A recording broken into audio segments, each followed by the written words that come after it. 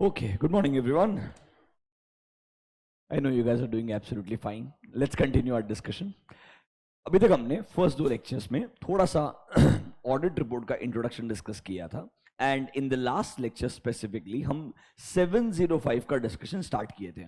फटाफट से 2 मिनट में पहले 705 में क्या डिस्कस किया है रिवाइज करते हैं and then will continue our discussion. 705 talks about modification to the auditor's opinion. So the question number 1 is what all modifications we can give. So there are three options under modification. It can be either a qualified opinion, या फिर adverse आ सकता है, या फिर disclaimer आ सकता है. हमारे पास modification में तीन ऑप्शन होते हैं, क्वालिफाइड, एडवर्स या disclaimer. Now before we decide कौन सा मॉडिफिकेशन कब अप्रोप्रिएट होगा, उसके पहले यह जानना बहुत जरूरी है नॉर्मली मॉडिफिकेशन ही कब आता है. तो सर 705 बोलता है देयर आर टू सर्कमस्टेंसेस जब आपने मॉडिफाइड ओपिनियन एक्सप्रेस करना चाहिए. What are those two circumstances? पहला चीज, अगर ऑडिटर को sufficient and appropriate audit evidences मिलता है एंड वो कंक्लूड करता है that there are material misstatements. Language ऐसा है, when auditor concludes on the basis of sufficient and appropriate audit evidences that financial statements are not free from material misstatement. Language ये है, financial statements are not free from material misstatements. Indirectly इसका मतलब क्या है?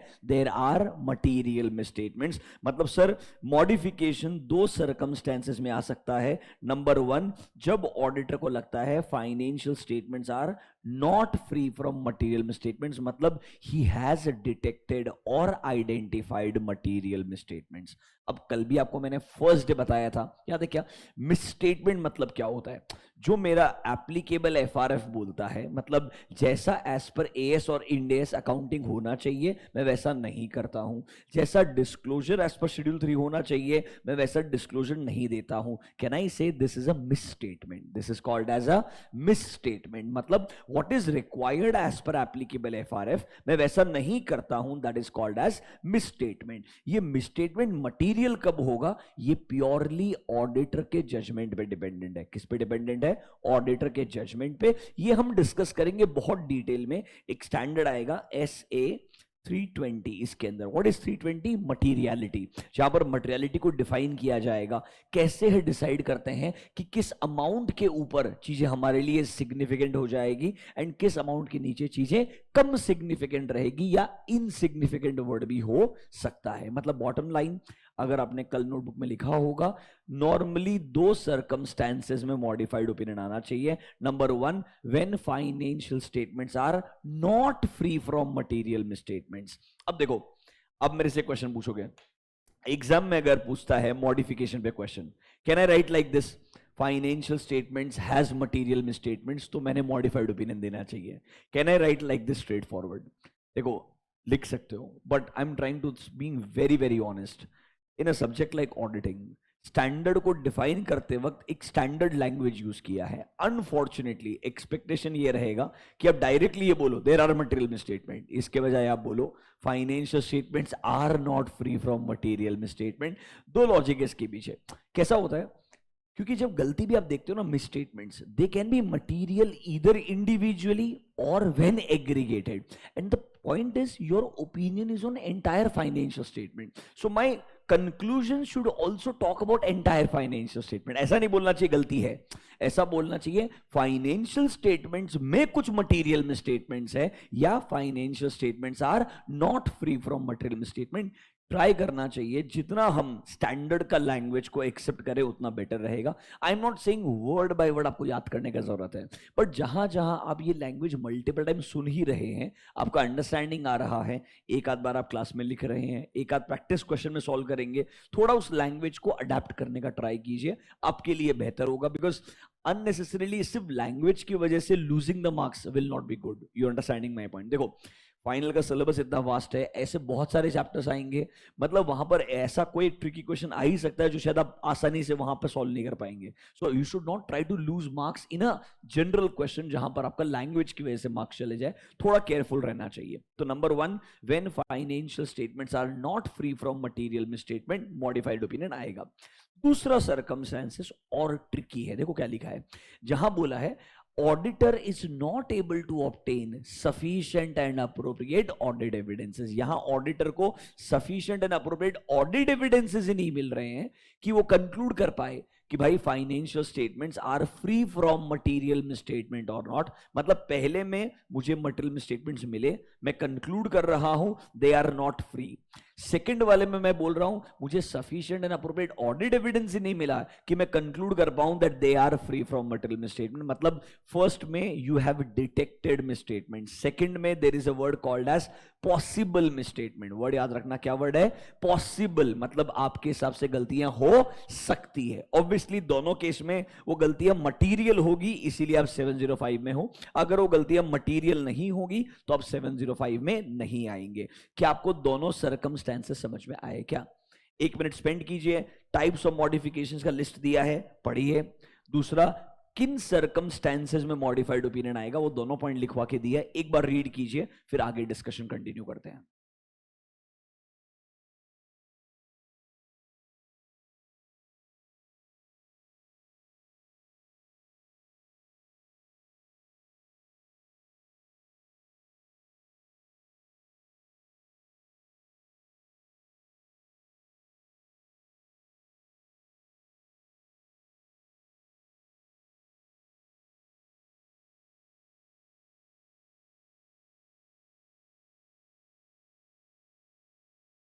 ठीक है, पढ़ा आपने? अब सबसे इंपॉर्टेंट क्वेश्चन आता है, which modification is appropriate under what circumstances. कुछ ऐसा टेबल आपको इंटरमीडिएट से याद आ रहा होगा. You remember such a table? I am sure intermediate में बच्चा टेबल को समझने का ट्राई करता था, थोड़ा बहुत समझता होगा. ऐसा नहीं बोल सकते कि बिल्कुल नहीं समझेगा, बट अल्टीमेटली तो पता ही था कि जिधर परवेजिव है उधर क्वालिफाइड नहीं होगा, जिधर परवेजिव है उधर क्वालिफाइड नहीं होगा. That was the easiest way in the end to give up, अगर आप अल्टीमेटली नहीं समझ पा रहे हो तो. I am sure at a final level जब आज हम थोड़ा डिस्कशन करेंगे आपको बेटर समझ में आएगा. तो देखो ये क्या बोलता है, ये टेबल आपको इनडायरेक्टली हेल्प करेगा कौन सा मॉडिफिकेशन कब देना चाहिए. एक डिस्क्लेमर दे रहा हूं, नॉट दिस डिस्क्लेमर, मेरे साइड से. ये टेबल को समझना बहुत मुश्किल है, बिकॉज यहां प्योरली आपका जजमेंट है. रिमेंबर, मतलब आपको हर वर्ड बता दूंगा, 2-3 एग्जांपल्स भी दे दूंगा, but remember this is purely auditors professional judgement. मैं नहीं बोल रहा हूं कि आपने जजमेंट फॉर्म नहीं किया होगा अभी तक. मतलब you have been working in office for almost 1.5 year, 2 year, may be in certain cases, थोड़ा अंडरस्टैंडिंग रहेगा. बट जेन्युइनली जब तक आप बहुत सारे क्लाइंट्स के नंबर्स, बहुत सारे ऑडिट एंगेजमेंट्स खुद से फुलफिल नहीं कर लेते हैं, एक्चुअली प्रोफेशनल जजमेंट फॉर्म करना आसान नहीं होता है. It will sound very simple, गलती है मिल जाएगा खत्म हो जाएगा. नहीं, जजमेंट फॉर्म करने के लिए काफी टाइम लगता है, बिकॉज आपको यूजर्स के पॉइंट ऑफ व्यू सोचना पड़ता है. आई हैव टू थिंक इस चीज का इंपैक्ट मेरे यूजर पे कितना सिग्निफिकेंट आएगा, तब जाके मैं डिसाइड कर पाऊंगा भाई मॉडिफिकेशन अगर आएगा भी तो कौन सा मॉडिफिकेशन आएगा. It's not a easy job to make a decision कि 3 बॉक्स टिक हो गया है क्वालिफाइड दे दो, 2 बॉक्स टिक हो गया है एडवर्स दे दो. ऐसा नहीं होता है. थियोरेटिकल मतलब समझाऊंगा, बट अल्टीमेटली जजमेंट को एक्सरसाइज करना काफी सब्जेक्टिव होगा. Remember the word judgement itself is subjective, so it is going to require lot of experience. अभी के लिए 2 चीजें हैं, 2 फैक्टर्स हैं जिनके हिसाब से हम डिसाइड करते हैं कौन सा मॉडिफिकेशन कब अप्रोप्रिएट होगा. क्या क्या 2 फैक्टर्स हैं? नंबर 1, पहली बात, मॉडिफिकेशन क्यों आ रहा है.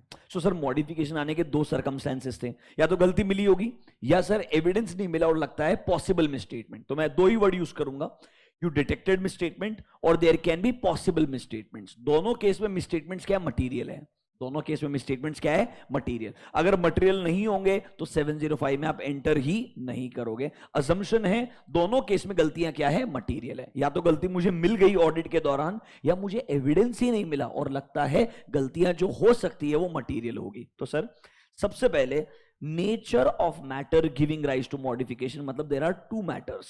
या तो मेरे हिसाब से मटेरियल में स्टेटमेंट्स मिल चुके हैं, या मुझे sufficient and appropriate audit evidence नहीं मिला है, जिसकी वजह से मुझे लगता है there can be possible material misstatements. क्या लगता है? There can be possible material misstatements. आपने टेबल बनाया होगा, टेबल में नेचर ऑफ मैटर के नीचे दोनों मैटर्स लिखे होंगे, एक बार चेक कर लीजिए। या तो मटेरियल मिसस्टेटमेंट मिल जाएगा या sufficient and appropriate audit evidence नहीं मिलेगा, जिसकी वजह से मुझे लगता है there can be possible misstatement. A and B समझा क्या? अब सबसे इंपॉर्टेंट क्वेश्चन क्या है? जब मुझे गलती मिलती है या जब मुझे लगता है कि गलती हो सकती है, मुझे उस गलती को इवैल्यूएट करना चाहिए। तो उसके लिए एक वर्ड दिया है, have you heard the word pervasive.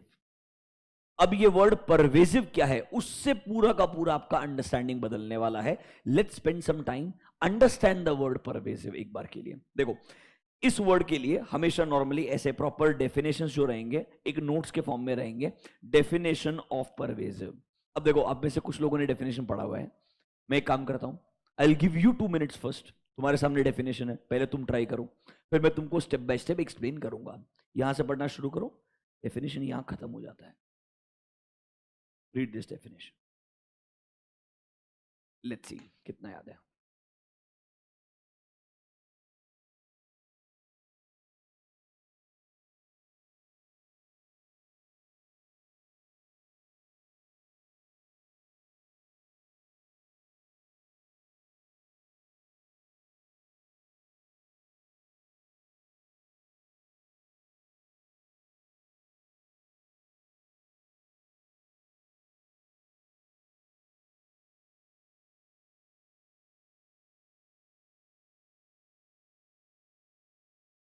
याद है क्या? देखो क्या बोलता है, एक बार रिपीट करता हूं मैं ढंग से अच्छे से। 3 कंडीशंस दी है, तीनों में से एक भी कंडीशन अगर फुलफिल होती है, ध्यान रखना नॉट ऑल 3, तीनों में से एक भी कंडीशन अगर फुलफिल होती है ऑडिटर के जजमेंट में, तो वो बोलेगा ये गलती परवेसिव है। पहली बात तो ये, परवेसिव वर्ड का इन जनरल मतलब क्या होता है फॉर अ लेमैन? परवेसिव मतलब something which spreads. That means it will not have an effect on one area, it will have an effect on multiple areas. Generally pervasive word का मतलब ये होता है। अब क्वेश्चन नंबर 1, ऑडिट में हम किस चीज के बारे में बात कर रहे हैं? यहां पर ध्यान रखना, परवेसिव वर्ड प्योरली बनाया है मिस स्टेटमेंट के लिए। किसके लिए बनाया है? Miss statement. तो जब मुझे गलती मिल जाए या मुझे लगता है गलती हो सकती है, उसे जब मैं इवैल्यूएट करता हूं तो मैं परवेसिव वर्ड के बारे में सोचूंगा। लाइन पढ़ना मेरे साथ में। Sir, it is a term used in the context of miss statement. मतलब जब आप मिस स्टेटमेंट के बारे में सोच रहे हो तो ही परवेसिव के बारे में सोचना, अदरवाइज परवेसिव का इतना कोई रेलेवेंस नहीं है। सर, आप क्या डिस्क्राइब करना चाहते हो? मैं डिस्क्राइब करना चाहता हूं इफेक्ट। किसका इफेक्ट आएगा? जो गलती मिली है उसका इफेक्ट। किसके ऊपर आएगा effect? On the financial statements. मतलब या तो मुझे गलती मिली होगी, उसका इफेक्ट फाइनेंशियल स्टेटमेंट पे परवेसिव है कि नहीं है ये पता करना है। या फिर can you see a word possible effect. Possible effect कब होगा? जब मुझे गलती नहीं मिली है पर मेरे हिसाब से गलती हो सकती है। तो कैन वी से परवेसिव प्योरली यूज करूंगा इन the context of miss statement. या तो मुझे गलती मिली होगी या मेरे हिसाब से गलती हो सकती है। इसका इफेक्ट या पॉसिबल इफेक्ट किसके ऊपर? फाइनेंशियल स्टेटमेंट्स के ऊपर। वो कब परवेसिव होगा? इसके लिए 3 कंडीशंस दी है। वापस से पढ़िएगा first sentence. It is a term used in the context of misstatements to describe क्या इफेक्ट है या क्या पॉसिबल इफेक्ट है। किसका? मिस स्टेटमेंट का या पॉसिबल मिस स्टेटमेंट का। किसके ऊपर इफेक्ट आएगा? On the financial statements. इतना बात समझ में आया है क्या? ये आगे का लाइन क्या, एक बार चेक कीजिए। इतना लाइन पूरा आपको पढ़ाया है मैंने, यहां से लेकर के यहां तक। इसके आगे क्या है देखो, if any that are undetected due to inability to obtain sufficient. ये पूरा सेंटेंस पता है किसके लिए? पॉसिबल इफेक्ट के लिए। क्योंकि पॉसिबल इफेक्ट में आप क्या ऑब्टेन नहीं कर पा रहे थे? Sufficient and appropriate. देखो, नॉर्मली ऐसे लैंग्वेजेस में कंफ्यूजन होना बहुत ज्यादा कॉमन है, इसीलिए एक बार समझने का बराबर समझने का याद नहीं कर रहे हैं, अगली बार पता होना चाहिए if they are using this sentence उसका रेलेवेंस क्या है। बस सिंपल चीज। Pervasive used only in the context of misstatement.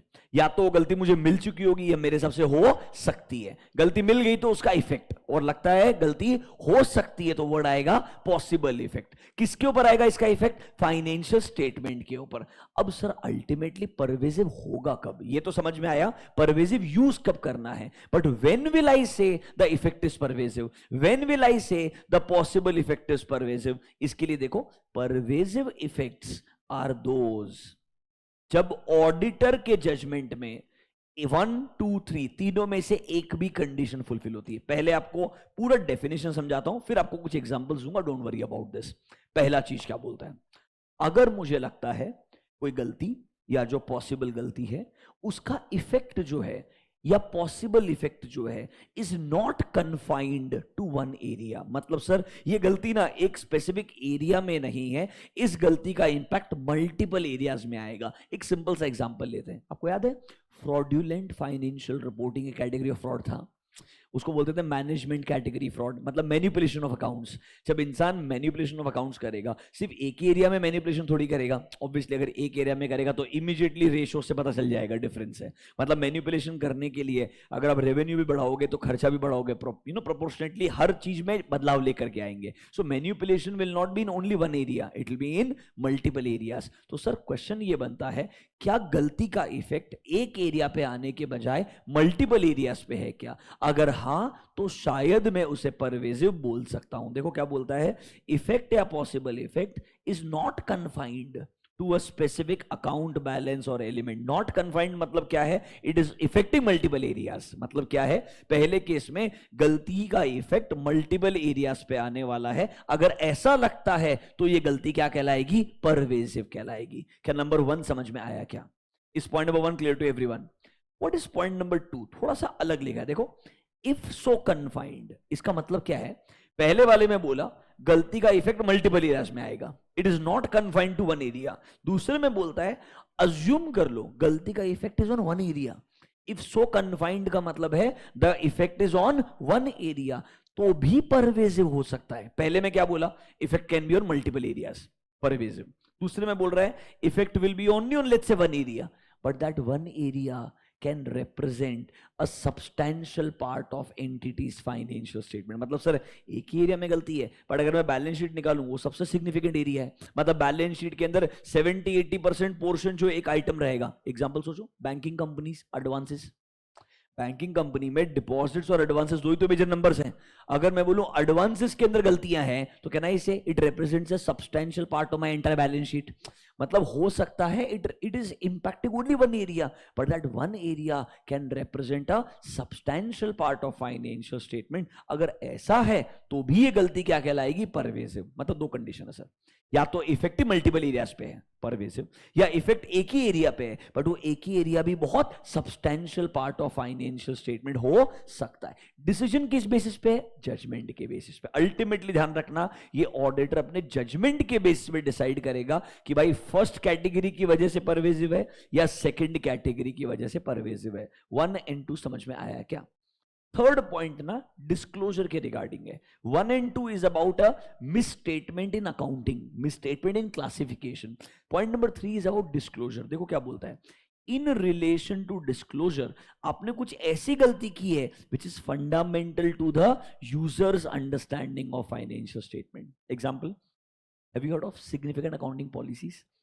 हम हमारा सिग्निफिकेंट अकाउंटिंग पॉलिसीज में ही कोई डिस्क्लोजर नहीं करते हैं, या डिस्क्लोजर करते हैं और जानबूझ के गलत डिस्क्लोजर करते हैं, तो सर ये एक चीज बहुत सिग्निफिकेंटली गलत हो जाएगी, बिकॉज उसको पढ़े बिना हमें फाइनेंशियल स्टेटमेंट समझ ही नहीं सकते यार। नोट्स टू अकाउंट्स का जो मेरा सेकंड सबसे इंपॉर्टेंट पार्ट होता है वो सिग्निफिकेंट अकाउंटिंग पॉलिसी है। उधर ही अगर कुछ डिस्क्लोजर में गलती किया है तो शायद यूजर को फाइनेंशियल स्टेटमेंट ही समझ में नहीं आएगा। This will be a very serious mistake, इसीलिए उसको क्या बोल दिया जाएगा, परवेसिव बोल दिया जाएगा। क्या meaning of the word pervasive clear है क्या?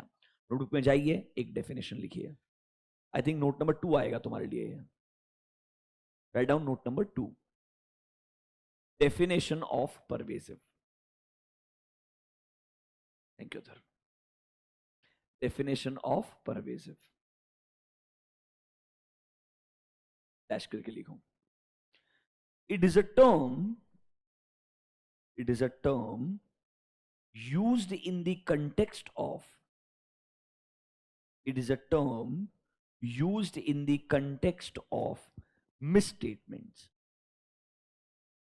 It is a term used in the context of misstatements, comma, to describe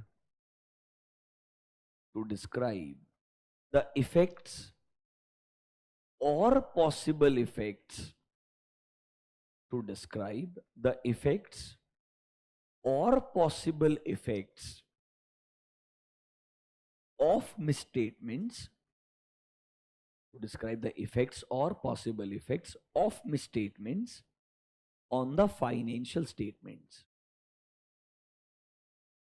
to describe the effects or possible effects of misstatements on the financial statements. ढंग से पढ़ो. It is a term used in the context of misstatement. क्या describe करना है कि भाई क्या effect है या पॉसिबल. मैंने मर्ज कर दिया दोनों को, दोनों अलग अलग सेंटेंस लिखने के बजाय आई हैव मर्ज्ड टू कि इफेक्ट और पॉसिबल इफेक्ट किसका, मिसस्टेटमेंट का, किसके ऊपर, फाइनेंशियल स्टेटमेंट के ऊपर. ये डिस्क्राइब करने के लिए वर्ड यूज करते हैं परवेसिव. क्लियर है? फुल स्टॉप कंटिन्यू करना, डेफिनेशन कंटिन्यू करना. Pervasive effects on financial statements, pervasive effects on financial statements are those that in auditor's judgment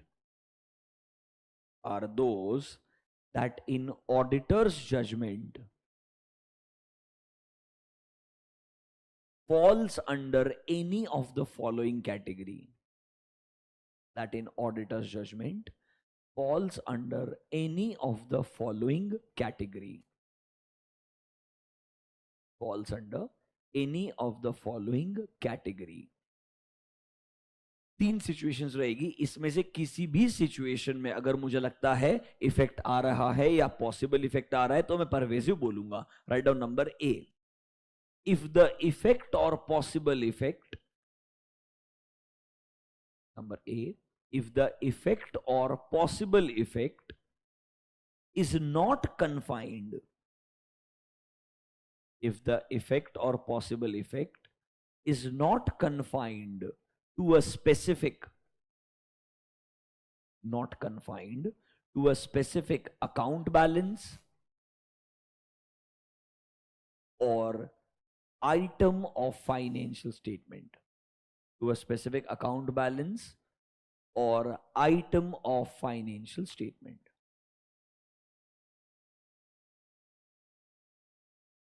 मतलब sir effect is not confined, मतलब it is affecting multiple areas. Is point number clear to you? Number B, if the effect और possible effect, number B, if the effect or possible effect is confined, if the effect or possible effect is confined to a specific account balance, but that represents, to a specific account balance, but that represents or could represent,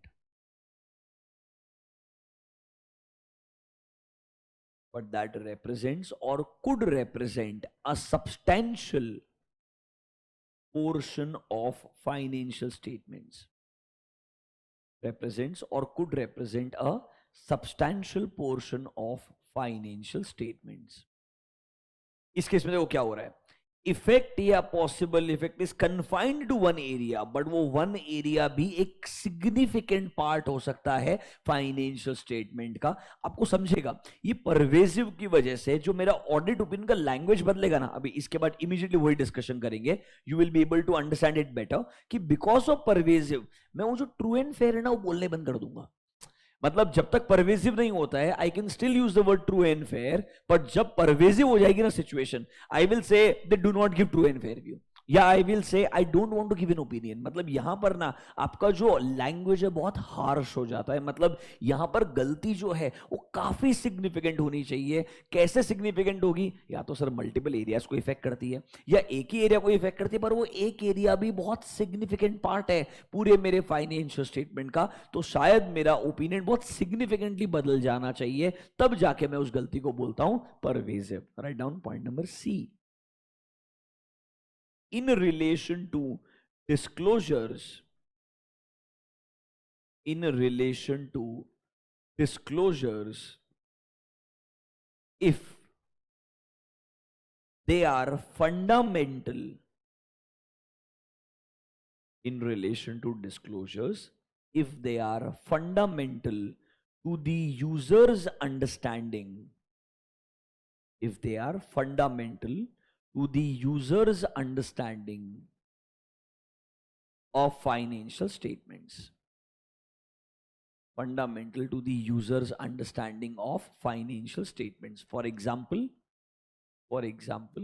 significant accounting policies. For example, significant accounting policies.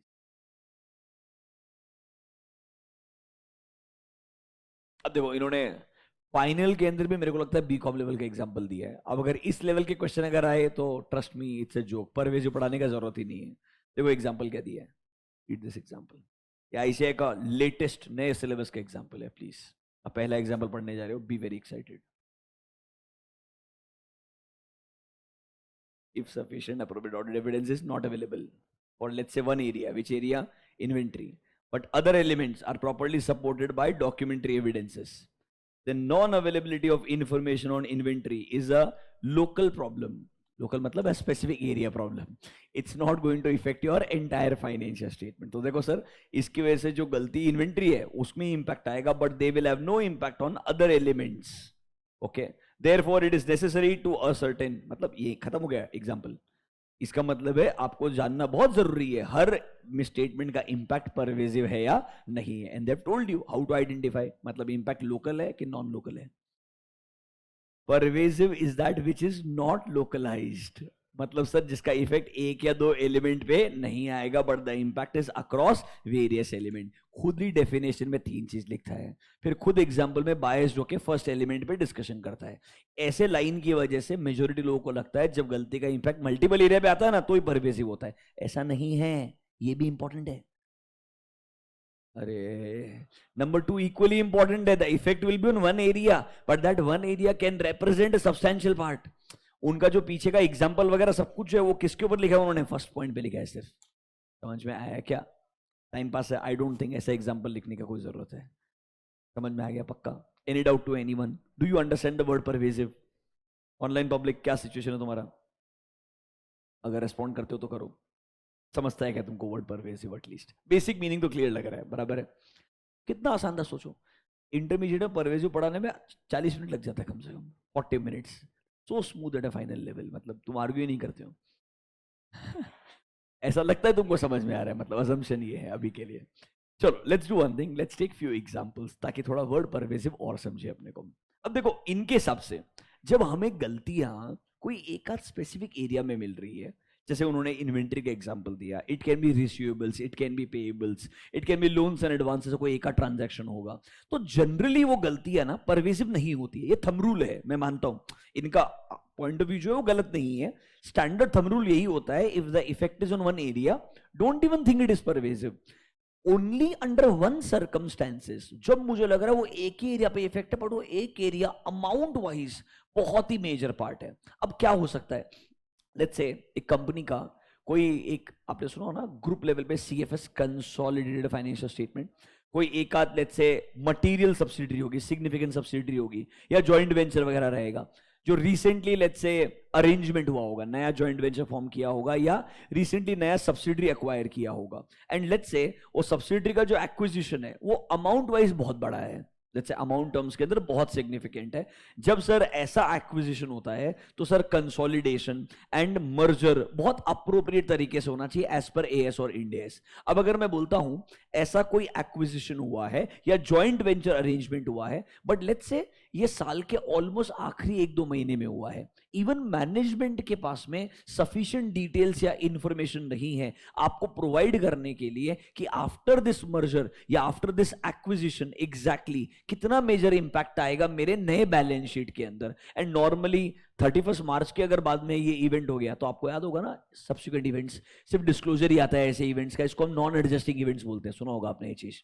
मतलब in simple term सिर्फ disclosure ही आने वाला है। तो शायद हो सकता है मैनेजमेंट के पास भी सिग्निफिकेंट इंफॉर्मेशन अवेलेबल नहीं है, ना वो आपको सब्सिडरी कंपनी के मैनेजमेंट से मिलने दे रहा है, ना वो आपको सब्सिडरी कंपनी के ऑडिटर के रिपोर्ट्स का एक्सेस वगैरह दे रहा है। इस तरीके का सिचुएशन अगर हो जाए तो समझिएगा मेरा बात, हालांकि it looks like it's one acquisition, it looks like one entity से जॉइंट वेंचर आपने किया होगा, बट स्टिल अमाउंट टर्म्स के अंदर वो अगर मेरे बैलेंस शीट में एक सिग्निफिकेंट पार्ट रिप्रेजेंट करता है। एग्जांपल जब लिख के दिए है ना तो परसेंटेज में डिफाइन किया है, 70% है मेरे बैलेंस शीट का, 80% है मेरे बैलेंस शीट का। Generally thumb rule in practical world, if you ask me, anything above 50% is considered as very very significant.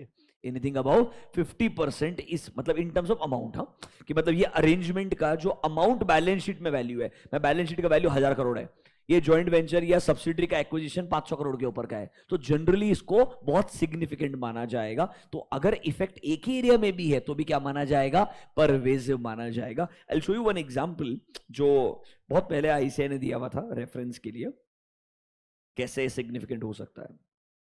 आपके हर स्टैंडर्ड के पीछे कुछ एग्जांपल्स दिए हुए रहेंगे। ये एक इलस्ट्रेशन दिखाता हूं आपको एडवर्स का, देखो एडवर्स ओपिनियन उन्होंने ड्राफ्ट करके दिया है, रीजन पढ़ने का, बेसिस फॉर एडवर्स ओपिनियन, याद है ना बेसिस पैराग्राफ, उसमें याद है ना आपको पहले रीजन फॉर मॉडिफिकेशन आएगा, बराबर है क्या। देखो, the group has not consolidated subsidiary XYZ that they acquired during the year because they are not able to determine the fair value of the subsidiaries assets and liabilities at the acquisition date. Now इन्होंने generally अपने हिसाब से cost basis पे accounting कर दिया है, but sir normally जब consolidation होता है हमने बराबर से उसका अकाउंटिंग करना चाहिए एज पर एएस और इंड एस। अगर कंपनी ने इसका बराबर से अकाउंटिंग किया होता तो शायद पूरे सीएफएस के अंदर मटीरियली अमाउंट्स वेरी करते, सिग्निफिकेंटली चेंज होते। तो इफेक्ट्स ऑन सीएफएस जो वो कंसोलिडेट नहीं कर पाए ये हम डिटरमाइन नहीं कर पा रहे हैं क्योंकि कंपनी के मैनेजमेंट के पास ये इंफॉर्मेशन नहीं है। अब हम अज्यूम कर रहे हैं यहां पर एक सिग्निफिकेंट नंबर है जो आपके नंबर्स में मर्ज हुआ है। अब इन्होंने परसेंटेज डिफाइन नहीं किया, नॉर्मली हमको ये भी क्वांटिफाई करना पड़ता है कि ये जो आपका एक्विजिशन है ये ओवरऑल बैलेंस शीट का कितना परसेंटेज है। बिना क्वांटिफाई किए यूजर्स को कैसे समझ में आएगा हाउ सिग्निफिकेंट दिस इज। तो आपको क्वांटिफाई करके नंबर्स देने चाहिए, टेंटेटिव जो वेरिएंस आ सकता है वो कितना आ सकता है, इससे मेरे यूजर समझ पाएगा कि एक्चुअली में मिसस्टेटमेंट जो है वो पोटेंशियली कितना बड़ा हो सकता है। बिकॉज एक बात सोचो ना, when you are a investor in a company, let's take an example, you are investor in Tata Motors. Simple situation समझो, आज के 2 साल पहले टाटा मोटर्स अब प्रॉफिटेबल हुआ है, 2 साल पहले पीक कोविड, सिग्निफिकेंट आपने सुना होगा इंपेयरमेंट लॉस बुक किया जा रहा था यूरोप के अंदर, बिकॉज जो जेएलआर एंटिटी है जैगुआर लैंड रोवर, आपको सुना होगा सबसे पहले ब्रेक्सिट हुआ, it all started from Britain exiting European union.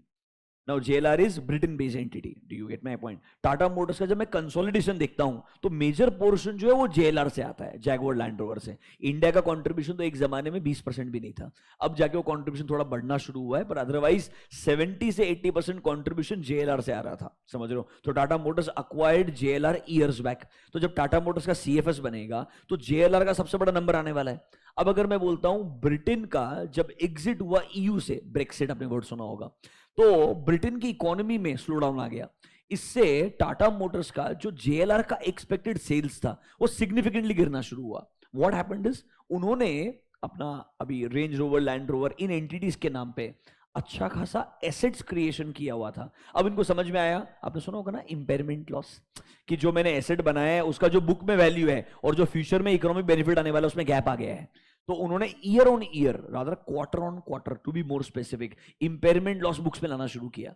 अब अगर मैं बोलता हूं तू टाटा मोटर्स का ऑडिट सीएफएस बन रहा है इंडिया में, तू पूना से साइन कर रहा है, जेएलआर में इंपेयरमेंट लॉस बुक किया जा रहा है और वो किस नेचर का है, क्यों इंपेयरमेंट लॉस आ रहा है, कैसे क्वांटिफाई किया जा रहा है, उसका डेटा ना मिले तेरे को, trust me, impairment loss in few quarters the amount was bigger than the India Tata Motors का revenue. I hope you are understanding what I am saying. Obviously because तुम्हारा 80% 70% नंबर से एक एंटिटी से आ रहा है, वहां पर तुम्हारा इंपेयरमेंट लॉस सिग्निफिकेंट है, इसीलिए तो टाटा मोटर्स बेचारा प्रॉफिट में नहीं आ रहा था. You are understanding my point. हम इंडिया में बुरा परफॉर्म नहीं कर रहे थे, बट उसका कंट्रीब्यूशन ही बहुत कम था. In terms of revenue Tata Motors is big.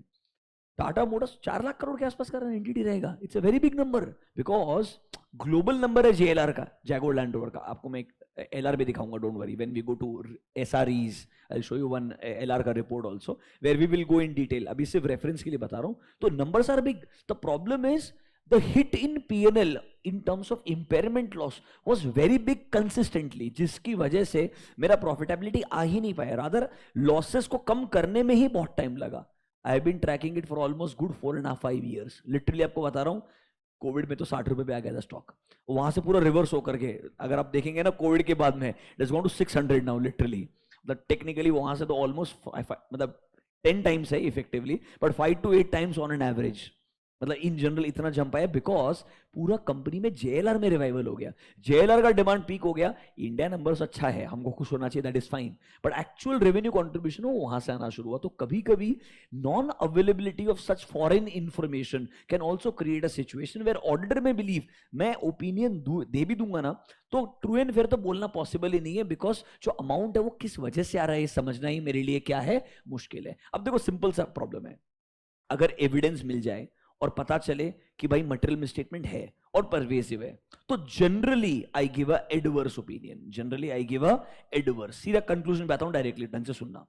If I look at the table, मुझे लगता है गलती मटेरियल है एंड मुझे लगता है गलती क्या है, परवेसिव है. अगर मैं ये कंक्लूड कर दूं कि मुझे एविडेंसेस मिल गए हैं कि यहां पर मटेरियल मिसस्टेटमेंट्स है, ये गलती ही है, इसको ठीक करना ही चाहिए, और गलती अगर ठीक नहीं करता है मैनेजमेंट, तो मैं नॉर्मली दूंगा एडवर्स ओपिनियन. क्योंकि एडवर्स में मैं क्लियरली बोलता हूं financial statements do not give a true and fair view. क्या बोलता हूं, financial statements do not give a true and fair view, because मुझे ऐसी गलतियां मिली है जिसका एक्चुअली में परवेसिव इफेक्ट है and I have detected these misstatements. मैंने मैनेजमेंट को ठीक करने के लिए बोला भी है, वो नहीं अग्री करता है, इसीलिए मैं क्या दे रहा हूं, एडवर्स ओपिनियन दे रहा हूं. तो एडवर्स कब आएगा, एक ही सर्कमस्टेंसेस है, जब ऑडिटर को sufficient and appropriate audit evidence मिला है एंड उसको लगता है there are material misstatements and उसको लगता है वो गलतियां सिर्फ मटेरियल ही नहीं है, परवेसिव भी है. क्या है, परवेसिव भी है. तो मैं क्या दूंगा, एडवर्स ओपिनियन. सेम सिचुएशन में अगर थोड़ा सा बदल दिया जाए, यहां पर मुझे sufficient and appropriate audit evidence नहीं मिला है, मतलब गलती का टेंटेटिव नंबर मिल रहा है बट मुझे इंफॉर्मेशन नहीं मिल रही है, मैं एग्जैक्ट अमाउंट क्वांटिफाई नहीं कर पा रहा हूं, मैं बस जजमेंट के बेसिस पे बोल रहा हूं कि भाई अगर सारा इंफॉर्मेशन मिल जाता तो ये अमाउंट बहुत सिग्निफिकेंट होता, ये गलती परवेसिव होती. मतलब जब मैं sufficient and appropriate audit evidence obtain ना कर पाऊं एंड मुझे लगता है पॉसिबल मिसस्टेटमेंट मटीरियल भी होंगे एज वेल एज परवेसिव भी होंगे, तो मैं कौन सा ओपिनियन दूंगा, डिस्क्लेमर दूंगा. समझिएगा, एक में आपको गलती मिली, आप पूरा क्वांटिफाई कर पाए, इसलिए बोल रहे हो I do not give a true and fair view. आप क्लियरली बोल रहे हो ये फाइनेंशियल स्टेटमेंट्स रिलायबल ही नहीं है, इनके ऊपर रिलाई करके आपने डिसीजन नहीं लेना चाहिए. दूसरे में आप बोलते हो मुझे इतना sufficient and appropriate audit evidence ही नहीं मिला है कि भाई मैं कंक्लूड कर पाऊं दे आर फ्री. रादर मैं उल्टा बोलता हूं, मुझे लगता है अगर एविडेंसेस मिलता तो शायद गलतियां मटेरियल भी होती एंड परवेसिव भी होती, इसलिए मैं क्या दे रहा हूं, डिस्क्लेमर दे रहा हूं. पर डिस्क्लेमर बहुत हार्श होता है. यहां ऐसा बोलते हैं we do not express an opinion. क्या बोलते हैं, we do not express an opinion. मतलब अगर इंफॉर्मेशन मिल जाता ना तो मैं डिस्क्लेमर के बजाय एडवर्स दे देता. अगर मिसस्टेटमेंट्स मिल जाते तो मैं क्या बोलता, डिस्क्लेमर के बजाय एडवर्स. बट अगर मुझे गलतियां ही ना मिले डिटेल में और लग रहा है चीजें बहुत सिग्निफिकेंटली गलत हो सकती है, तो मैं चले जाऊंगा किधर, डिस्क्लेमर की तरफ. थोड़ा सा एडवर्स और डिस्क्लेमर का डिफरेंस समझ में आया है क्या? देखो इन दोनों में डिफरेंस समझना मुश्किल होता है, ये थियोरेटिकल डिफरेंस है. मैं आपको एक और इंटरेस्टिंग सिचुएशन पढ़ाऊंगा डिस्क्लेमर की जो बहुत अलग है. I will go there, but अभी के लिए बेसिक आपको एक्सप्लेनेशन देके क्लोज करता हूं. इतना समझ में आया क्या? लेट्स डू वन थिंग, थोड़ा आपको लैंग्वेज दिखाता हूं, आपका अंडरस्टैंडिंग और इंप्रूव होगा. आपके मॉड्यूल्स में है पेज नंबर 7.27, एक मीनिंग दिया है, what is qualified, what is adverse and what is disclaimer. थोड़ा एक बार डेफिनेशन पढ़ते हैं शांति से एक बार के लिए। Let's understand what is the meaning of these three words. अभी मैंने आपको एडवर्स पढ़ाया, ये डेफिनेशन है एडवर्स का, खुद से पढ़ो और सोचो अगर डेफिनेशन लिखना पड़ा तो लिख पाओगे क्या एडवर्स ओपिनियन।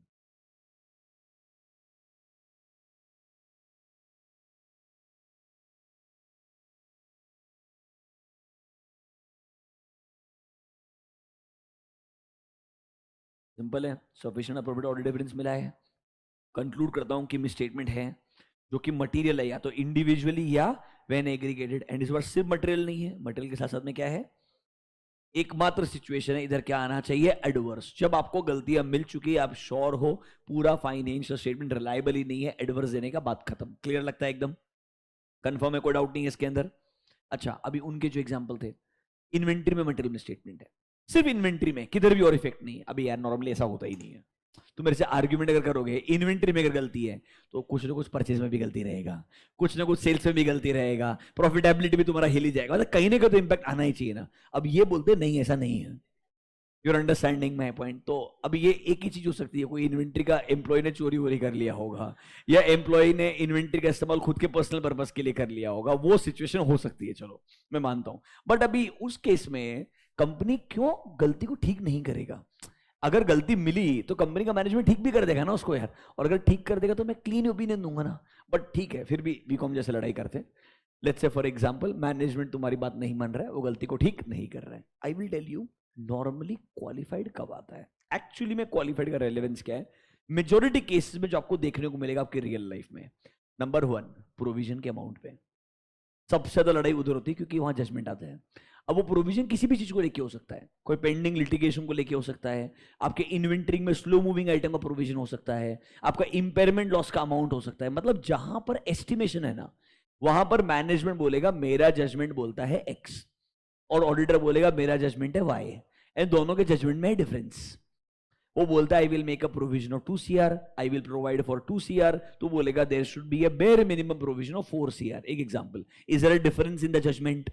इस वजह से ऑडिटर बोलता है आप प्रोविजन को बढ़ा दो, वो बोलता है नहीं, क्योंकि उसका एक अपना फिक्स P&L का नंबर रहेगा, वो नंबर को चेंज होने नहीं देगा। तुमको बढ़िया से मालूम है, तुम लोगों से डील करके आ चुके हो, can I know that really well, can I assume that? वो बदलने वाला नहीं, वो अपने नंबर को पकड़ के बैठे रहेगा, वो तेरे को कन्विंस करने का ट्राई करेगा कि तेरे नंबर गलत है, you arrive at my number, do you get my point? तू मानता है तो ठीक, नहीं मानता तो तेरे पास एकमात्र ऑप्शन बचेगा कि तू क्वालिफाइड ओपिनियन दे दे। तो क्वालिफाइड का मतलब क्या है? तुझे लगता है मटेरियल मिसस्टेटमेंट तो है, या तो तुझे गलती मिल गई होगी या गलती मिली नहीं है, पर तेरे को लग रहा है यार अगर क्वांटिफाई करने के लिए जाऊं तो ये मटेरियल मिसस्टेटमेंट तो हो ही जाएगा। बट सर ये गलती क्या नहीं है, परवेसिव नहीं है, गलती क्या नहीं है, परवेसिव नहीं है। तो जनरली अकाउंटिंग एस्टिमेट्स वगैरह हो गए जहां पर प्रोविजन का अमाउंट कम होगा या प्रोविजन बनाया ही नहीं होगा किसी एक आध पार्टी के रिगार्डिंग, उस केस में हमारा क्वालिफाइड ओपिनियन आ सकता है। तो qualified can come under 2 circumstances. देखो, नंबर 1, जब ऑडिटर को sufficient and appropriate audit evidence मिल जाए और वो बोलता है कि जो गलती है वो मटेरियल तो है, चाहे वो इंडिविजुअल हो या व्हेन एग्रीगेटेड हो, बट वो क्या नहीं है, इट इज नॉट परवेसिव। मतलब मुझे गलती मिली है जो मटेरियल है बट परवेसिव नहीं है, तो मैं कौन सा ओपिनियन दे दूंगा, क्वालिफाइड ओपिनियन दे दूंगा। अब नंबर 2 देखो क्या बोलता है, जब auditor sufficient and appropriate audit evidence he obtain नहीं कर पाया। ये बहुत टफ सिचुएशन है, यहां पर ना ये डिसीजन बहुत मुश्किल है कि भाई जो मुझे ऑडिट एविडेंस नहीं मिला है, ये जो पॉसिबल मिसस्टेटमेंट है वो मटेरियल तो है, वो परवेसिव है कि नहीं डिसाइड करना बहुत मुश्किल है, क्योंकि मेरे पास में इंफॉर्मेशन काफी कम रहेगा। इसीलिए ऑडिटर को बहुत सोचना पड़ेगा। जब मुझे इंफॉर्मेशन नहीं मिल रहा है, क्यों नहीं मिल रहा है, रीजन क्या है? Is it management does not want to give me information, or is it that management is dependent upon a third party who is not giving information to the management? मतलब रीजन क्या है वो समझना पड़ेगा, किस area के regarding है, is it about the entire financial statement और is it about only one specific area? हो सकता है ना एक पार्टी से कुछ ट्रांजेक्शन हुए होंगे, उसके रिगार्डिंग ही क्लैरिटी नहीं आ रहा होगा कि भाई वो पार्टी मेरे को लग रहा है फेल तो होने वाला है, पैसा आने वाला नहीं है, कंपनी का मैनेजमेंट एक्सेप्ट करने को तैयार ही नहीं कि पैसा नहीं आएगा।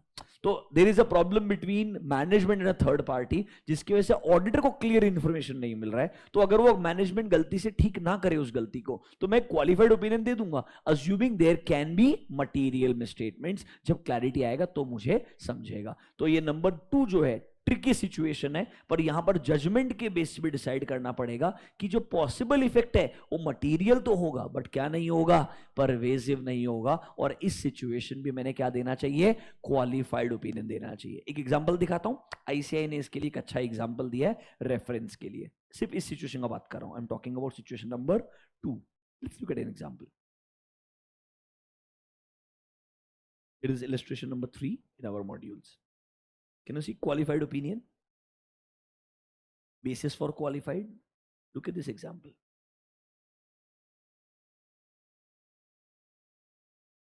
देखो जानबूझ के वर्ड एसोसिएट आ जाएगा इस बार, ये बताने के लिए कि ये सिग्निफिकेंट पार्ट नहीं है, वरना परवेसिव हो जाता if it would have been a subsidiary और अ जॉइंट वेंचर। जानबूझ के, मतलब that's the only way you can differentiate.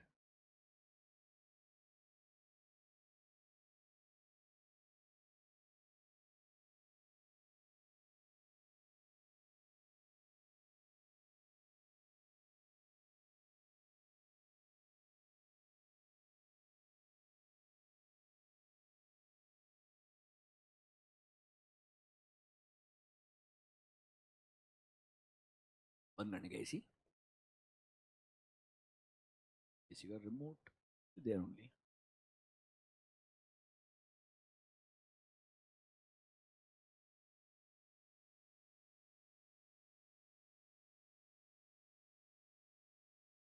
कुछ नहीं, स्मॉलर अमाउंट के बारे में बोल रहा है। इस देखो दोनों में डिफरेंस एक ही है।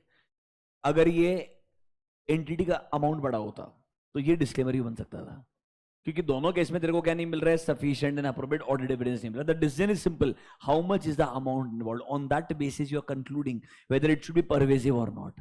और कुछ भी नहीं है, because the effect is only on one area. The only thing is whether इसको परवेसिव मानना कि नहीं मानना, इसके लिए how substantial this can represent my financial statement, उसके बेसिस पे डिसीजन होने वाला है। यहां पर वो बोलता है तेरे हिसाब से जो गलती है वो मटेरियल तो होगी, पर वो हमारे हिसाब से क्या नहीं होगी, परवेसिव नहीं होगी, क्योंकि कंपनी के नाम में ऐसे बहुत सारे फॉरेन एसोसिएट्स हो सकते हैं, ऐसे स्मॉलर इन्वेस्टमेंट्स हमारे बहुत सारे हो सकते हैं। टीसीएस वगैरह में देखोगे, आरआईएल में देखोगे, आपको 20 25 30 ऐसे मिलने नंबर्स बहुत आसान है। आरआईएल में तो मेरे हिसाब से रिलेटेड पार्टी का नंबर 400 के ऊपर है, समझ रहे हो। अब जाके एक एक वो थोड़ा टुकड़ा कर करके लिस्टिंग के लिए जाना शुरू किए, आपने देखा होगा अभी जियो फाइनेंशियल। हालांकि वो भी एक बहुत बड़ा मिस्ट्री है, मतलब पहले इतना उसको ओवरहाइप किया, फिर इसको लोअर सर्किट लगाया जम के एकदम, समझो, फिर इंडाइसिस से बाहर निकलने के बाद हुआ, फिर बोला नहीं डिले कर दिया है, फिर वो ग्रीन में आ गया। कुछ भी होता है यार। तो इसी का रिमोट बंद कर दे, मेरे वाला रहने दे उनका। ठीक है, एनीवेज पॉइंट समझ में आया क्या? तो जाने दीजिए, ये सिचुएशन है, हमको पता होना चाहिए। मतलब सर क्वालिफाइड दो सर्कमस्टेंसेज में आ सकता है। फटाफट से आते हैं, टेबल को क्लोज करते हैं, come back to the table. In our table सबसे पहले जो फर्स्ट कॉलम था, जहां आपने बोला इफेक्ट जो है मटेरियल होगा, बट क्या नहीं होगा, परवेजिव। दोनों केस में आपका मॉडिफिकेशन क्या होना चाहिए, क्वालिफाइड होना चाहिए। फिल इन द ब्लैंक्स भर दीजिए, क्लोज कर दीजिए, क्वालिफाइड आएगा दोनों केस में। जब आपको लगता है गलती मटेरियल है बट क्या नहीं है, परवेजिव नहीं है, ये ऑन रहने दे, तो आएगा क्वालिफाइड। अब सर जब आपको लगता है गलती मटेरियल है एज वेल एज परवेजिव है, दो सिचुएशन है। ए में आपको मटेरियल मिसस्टेटमेंट्स मिल गए थे, तो आपने बोला इट इज एडवर्स, तो आपने बोला इट इज एडवर्स। बी में आपने बोला आपके हिसाब से मटेरियल स्टेटमेंट जो परवेजिव हो सकते हैं, तो वर्ड आएगा डिस्क्लेमर। रिमेंबर, एडवर्स तब आएगा जब गलतियां मिल गई है, डिस्क्लेमर तब आएगा जब आपको गलतियां नहीं मिली है पर आपके हिसाब से काफी सिग्निफिकेंट होगी एंड परवेजिव होंगी। एक काम कीजिए, डिस्क्लेमर के ब्रैकेट्स में एक सेंटेंस लिखिए, डिस्क्लेमर ऑफ ओपिनियन जहां पर आपने लिखा होगा टेबल में, उसके नीचे एक सेंटेंस लिखिए, when there is a restriction, Atul, when there is a restriction on scope of audit, when there is a restriction on scope of audit,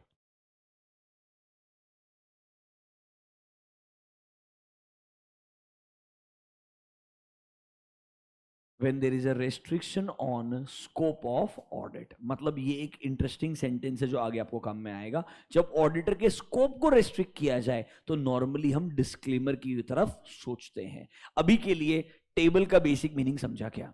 अब देखो थोड़ा एग्जाम के हिसाब से डिस्कशन करते हैं. एग्जाम में वो क्या कर सकता है? सिचुएशन देगा, तुझे बोलेगा कौन सा मॉडिफिकेशन है. रेयर है, ऐसा नहीं कि बहुत कॉमन क्वेश्चन है. नॉर्मली एग्जाम में क्वेश्चन पूछ सकता है, ये सिचुएशन है, आपने डिसाइड किया कि ये गलती मटेरियल भी है परवेसिव भी है.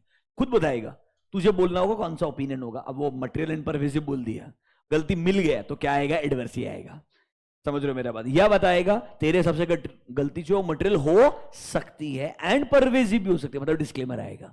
सो आपको आइडेंटिफाई करना है कौन सा modification, and then you have to define कि what is the meaning of that modification. मतलब डेफिनेशन इंपॉर्टेंट बन जाता है एग्जाम के लिए. नोटबुक में जाइए, लिखिए 705 में अभी तक हमने लिखा था नंबर 1 3 टाइप्स ऑफ मॉडिफिकेशन, बराबर है. नंबर 2 लिखा था सर्कमस्टेंसेस. नंबर 3 लिखा था which modification is appropriate under what circumstances. उस नंबर 3 में 2 नोट भी लिखे थे हमने जहां पर एक डेफिनेशन ऑफ परवेसिव था, बराबर है. Write down point number 4 under 705. Point number 4, definition of qualified comma adverse and disclaimer of opinion. Definition of qualified, adverse and disclaimer of opinion.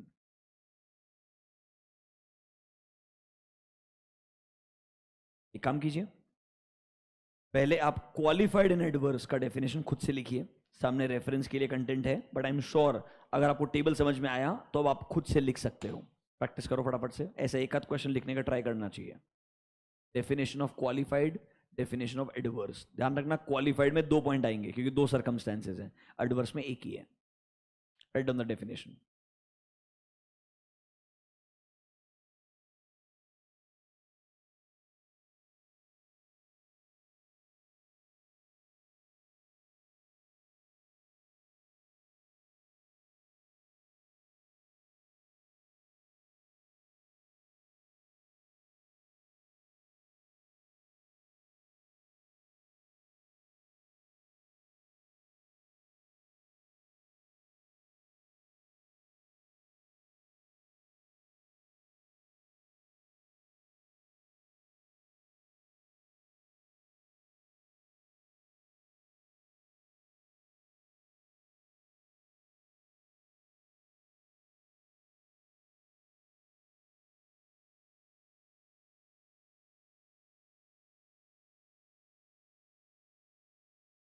Online students break नहीं है, डेफिनेशन लिखो.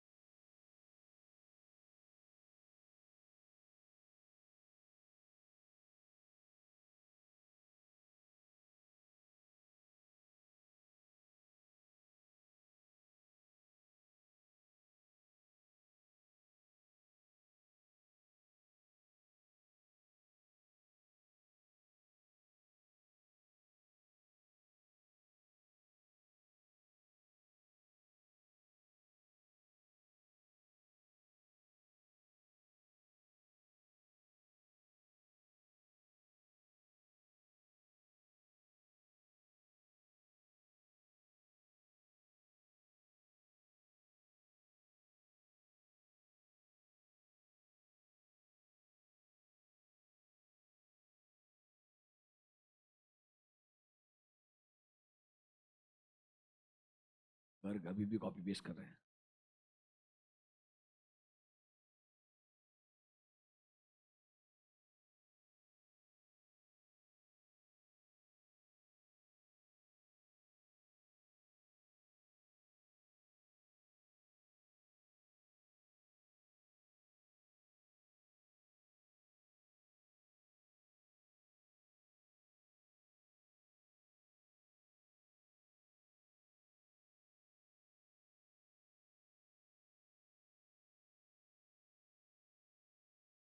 Done?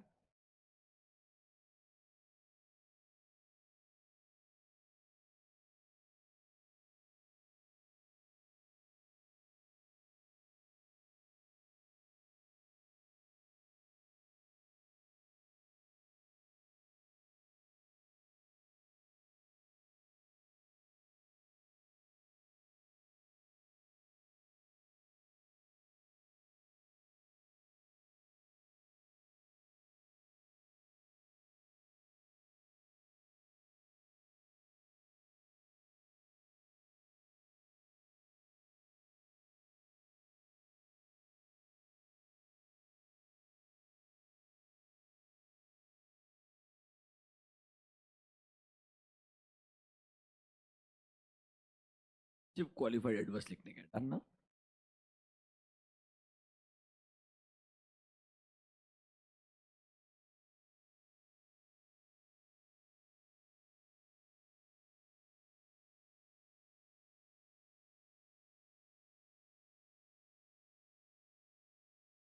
चलो disclaimer लिखते हैं, लिखो number 3 disclaimer.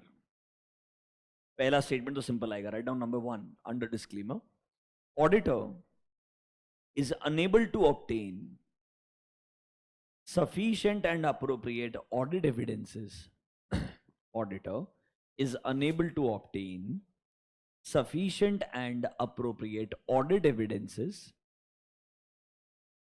and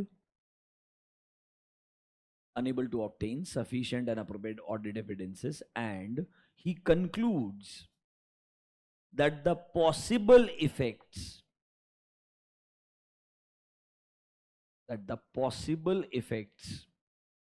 of undetected misstatements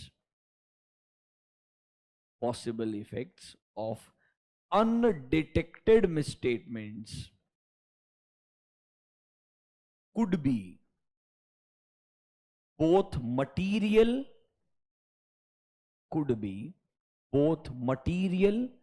and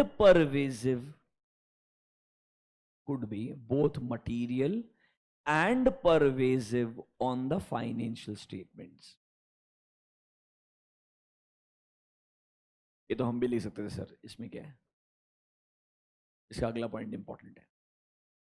before writing we will discuss point number 2। एक extreme situation है, generally लोगों को पता ही नहीं है, ये आपको सुनना पड़ेगा, समझना पड़ेगा। ये सिचुएशन क्या बोलता है सर? जनरली डिस्क्लेमर कब आता है?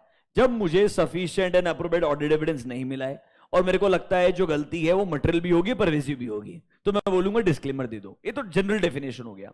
अब ये बोलता है कभी कभी हो सकता है, सुनना मेरा बात, मैं कंपनी का ऑडिट कर रहा है, लेट्स से XYZ। जब मैं इसका ऑडिट कर रहा हूं, I am able to obtain sufficient and appropriate audit evidence. मतलब ये ना डेफिनेशन अगेंस्ट जा रहा है। देखो डेफिनेशन क्या बोलता है? You are not able to obtain sufficient and appropriate audit evidence. बराबर है कि नहीं है? ये बोल रहा है I am able to obtain sufficient and appropriate audit evidence. But problem क्या है? जब मैं हर एरिया को इंडिविजुअली देखूं तो मेरे को ठीक लग रहा है। मतलब when I look at let's say banking company, I look at deposits individually, I am comfortable. I look at advances individually, I am comfortable. I look at let's say investments वाला part, I am comfortable. Individually when I see, मेरे को फिर भी comfort आ रहा है। But इस company के current business situation में इतनी ज्यादा अनसर्टेनिटीज है कि अगर मुझे पूरे फाइनेंशियल स्टेटमेंट पे कोई ओपिनियन देने के लिए बोले तो मैं ओपिनियन नहीं दे सकता हूं। मतलब individually you talk to me about advances, I can give you my word कि ठीक है एडवांसेस का सिचुएशन ये है, क्योंकि बिजनेस में इतनी ज्यादा अनसर्टेनिटीज है कि अगर आप ओवरऑल लेवल पे मुझे बोलेंगे ओपिनियन कंक्लूड कर या अपना कंक्लूजन दे, ये मेरे लिए इम्पॉसिबल है। मतलब ये क्या बोलता है? ऐसा नहीं है कि मैनेजमेंट एविडेंस नहीं दे रहा है, यहां मैनेजमेंट तेरे को बेस्ट पॉसिबल तरीके से इंफॉर्मेशन देने का ट्राई कर रहा है, but the situation is so strange, it is so weird कि तू इंडिविजुअली कंफर्टेबल है बट ओवरऑल नंबर पे बिल्कुल कंफर्टेबल नहीं है, क्योंकि कंपनी के बिजनेस में इतनी अनसर्टेनिटीज है। जनरली ये कब होता है? DHFL, जब तुम्हारा बिजनेस ऑलमोस्ट खत्म हो जाए। समझ रहे हो मेरा बात? Rather the business is falling. अब दीवान हाउसिंग फाइनेंस लिमिटेड में क्या हुआ? NBFC है, NBFC में एक ही प्रॉब्लम हो सकती है, बेसिकली मेरा मार्केट में क्रेडिट वर्दिनेस खत्म हो गया, तो मेरा जो बोरोइंग कैपेसिटी वो खराब हो जाएगा। बोरोइंग कैपेसिटी खराब हो जाएगा तो सर जो मेरे को एग्जिस्टिंग लेंडर्स है जिन्होंने मेरे को पैसा दिया है वो जल्दी पैसा मांगना शुरू कर देंगे, उनको मैं रीपेमेंट नहीं कर पाऊंगा, मेरे डिफॉल्ट होने शुरू हो जाएंगे। इधर डिफॉल्ट होंगे, नया कस्टमर भी मेरे पास में नहीं आएगा। मतलब bottom line it starts with credit worthiness and then slowly business खत्म होता है। बराबर है कि नहीं? तुम जब देखोगे तो DHFL के अंदर आई थिंक इट वाज 2019 का बात रहेगा, कोविड के जैसे एक साल पहले का बात रहेगा, 18-19 समवेयर अराउंड दैट। आपको समझा आएगा कि उस टाइम पे सेकेंडरी मार्केट के अंदर डिफॉल्ट होना शुरू हुआ, जहां पे लोगों को हिंट मिला कि DHFL शायद अपने इंटरेस्ट पेमेंट्स को ऑनर नहीं कर पाएगा, जिस वजह से उसका क्रेडिट वर्दिनेस फॉल होना शुरू हुआ। एंड धीरे धीरे it all came down, like मतलब लिटरली जो ताश के पत्ते गिरते हैं वैसे DHFL 650 से 200-250 रुपए तो एक ही दिन में आ गया था। समझ रहे हो मेरा बात? Rather on live television company का सीएफओ आया, कंपनी का सीईओ आया बोलने के लिए, please everything is fine, and everyone understood how everything is fine. अगर 600 रुपए से गिर के स्टॉक एक ही दिन में 300 350 पे आ जाए तो समझ जाओ कितना बुरा कंडीशन रहेगा। It was visible, it was not stopping, and obviously people at a higher level who are big investors they know really well situations, अगर गलत है तो गलत है और रुकने वाला नहीं होता है। फिर मैनेजमेंट आके कितना भी clarification they they, and people understood eventually कि सिचुएशन धीरे धीरे इतनी खराब होती गई। तो मतलब फिर क्या होता है ना, मेरे एसेट्स को बेच के भी कितना पैसा आएगा ये समझ में नहीं आ रहा है। मेरे इन्वेस्टमेंट्स का फेयर वैल्यू क्या होना चाहिए मेरे को समझ में नहीं आ रहा है। जो मैंने पैसा बोरो किया है उसके लिए मुझे इवेंचुअली कितना इंटरेस्ट देना पड़ेगा, ये मतलब you know what I am trying to say is, individually अगर देखो ये प्रॉपर्टी ओन्ड बाय डीएचएफएल है, ओके टाइटल एंटिटी के नाम पे, बट ये प्रॉपर्टी के पेपर्स ऑलरेडी रखे होंगे फॉर सर्टेन बोरोइंग, और बोरोइंग के केस में ऑलरेडी डिफॉल्ट हो चुका होगा। मतलब इंडिविजुअली मैंने लुक एट एविडेंस, सब ठीक लग रहा है, बट ओवरऑल नंबर्स अगर मैं देखूं तो मैं पूरे कंपनी पे ओपिनियन नहीं दे सकता हूं। ये एक्सट्रीमली रेयर सर्कमस्टेंसेस है, तब आप शायद बोलेंगे। डिस्क्लेमर में क्या होता है, हम ओपिनियन नहीं देते, हम बोलते हैं we do not express an opinion. Disclaimer में क्या बोलते हैं, we do not express an opinion. तो कब आता है, जब मेरे को sufficient and appropriate audit evidence ना मिले और लगता है गलती अब मटेरियल एंड परवेसिव होगी। ये तो डेफिनेशन आपने लिखा है, बट एक एक्सट्रीम केस है, ये ढंग से पढ़िए डेफिनेशन क्या बोलता है। इधर आइए, the auditor shall disclaim an opinion in extremely rare circumstances involving multiple uncertainties। जब ऑडिटर कंक्लूड करता है notwithstanding having obtained sufficient and appropriate audit evidences regarding each of the individual uncertainty. Business में इतने अलग अलग एरियाज में uncertainty है, individually मुझे हर जगह पे शायद sufficient and appropriate audit evidence मिल रहा होगा। नॉट विथ स्टैंडिंग मतलब मुझे मिल रहा है पर उसे मैं इग्नोर करना चाहता हूं। आगे देखो क्या बोलता है, it is not possible to form an opinion. Why sir? Because हमें लगता है the potential interaction of these uncertainties and इन सबका cumulative effect जो है वो इतना significant हो सकता है कि मैं ओपिनियन देना ही नहीं चाहता। मतलब मैं नहीं बोल रहा हूं कंपनी का मैनेजमेंट मुझे इंफॉर्मेशन नहीं दे रहा है, आई एम सेइंग कंपनी का management is giving me information, but I am not able to give an opinion. Why am I not able to give an opinion? क्योंकि ये एक्सट्रीमली वो सिचुएशन है जहां पे अनसर्टेनिटीज बहुत जेट रिवेज। 5 दिन में सब कुछ खत्म हो गया, बराबर है कि नहीं है? आज भी वहां है, वहीं का वहीं है, but in 5 days it came down, बराबर है कि नहीं है? अब अगर 5 दिन में ऐसा हो जाए, उस सिचुएशन में ऑडिटर कैसे ओपिनियन दे सकता है, क्लीन ओपिनियन या क्वालिफाइड भी कैसे देगा? कंपनी का मैनेजमेंट इन्फॉर्मेशन देने से मना थोड़ी कर रहा है, वो बोल रहा है वापस कंपनी टेक ऑफ होगा कि नहीं होगा मेरे को वही नहीं पता है। I hope you are understanding this. जब ऐसी एक्सट्रीम केसेस आते हैं तो वो बोलता है मैं ओपिनियन देना ही नहीं चाहता हूं। अब तुम मुझे पूछोगे सर एक काम करो ना, ऐसे केस में डिस्क्लेमर क्यों देना है, विड्रॉ कर दो। यहां पे एक डिस्कशन शुरू होता है, अब फाइनल लेवल के लिए डिस्कशन सुनने का ट्राई करना। तुम क्या बोलोगे, इतनी अनसर्टेनिटी है, ओपिनियन देना ही क्यों है? Why not withdraw? Withdraw from the engagement possible है ना? विड्रॉल फ्रॉम द एंगेजमेंट मतलब रेजिग्नेशन। अब आईसीआई को समझ में आया कि सबसे आसान तरीका रहेगा, अगर ऑडिटर को बचना होगा वो क्या करेगा, विड्रॉ कर देगा। तो उन्होंने गाइड बनाया विड्रॉल एंड रेजिग्नेशन के ऊपर। समझ रहे हो मेरा बात? 2 चीज लिखी उसमें। नंबर 1, जब आप रिजाइन करते हो प्लीज एक लॉजिक मत देना, I am preoccupied with some other work. उन्होंने क्लियरली वर्ड यूज किया, preoccupation can not be used as a reason. Clear, वो रीजन ही नहीं है। तुम्हारी बुक पे तो सिर्फ एक सेंटेंस लिखा है, सिर्फ एक सेंटेंस लिखा है, दिखा दो तुमको, देखो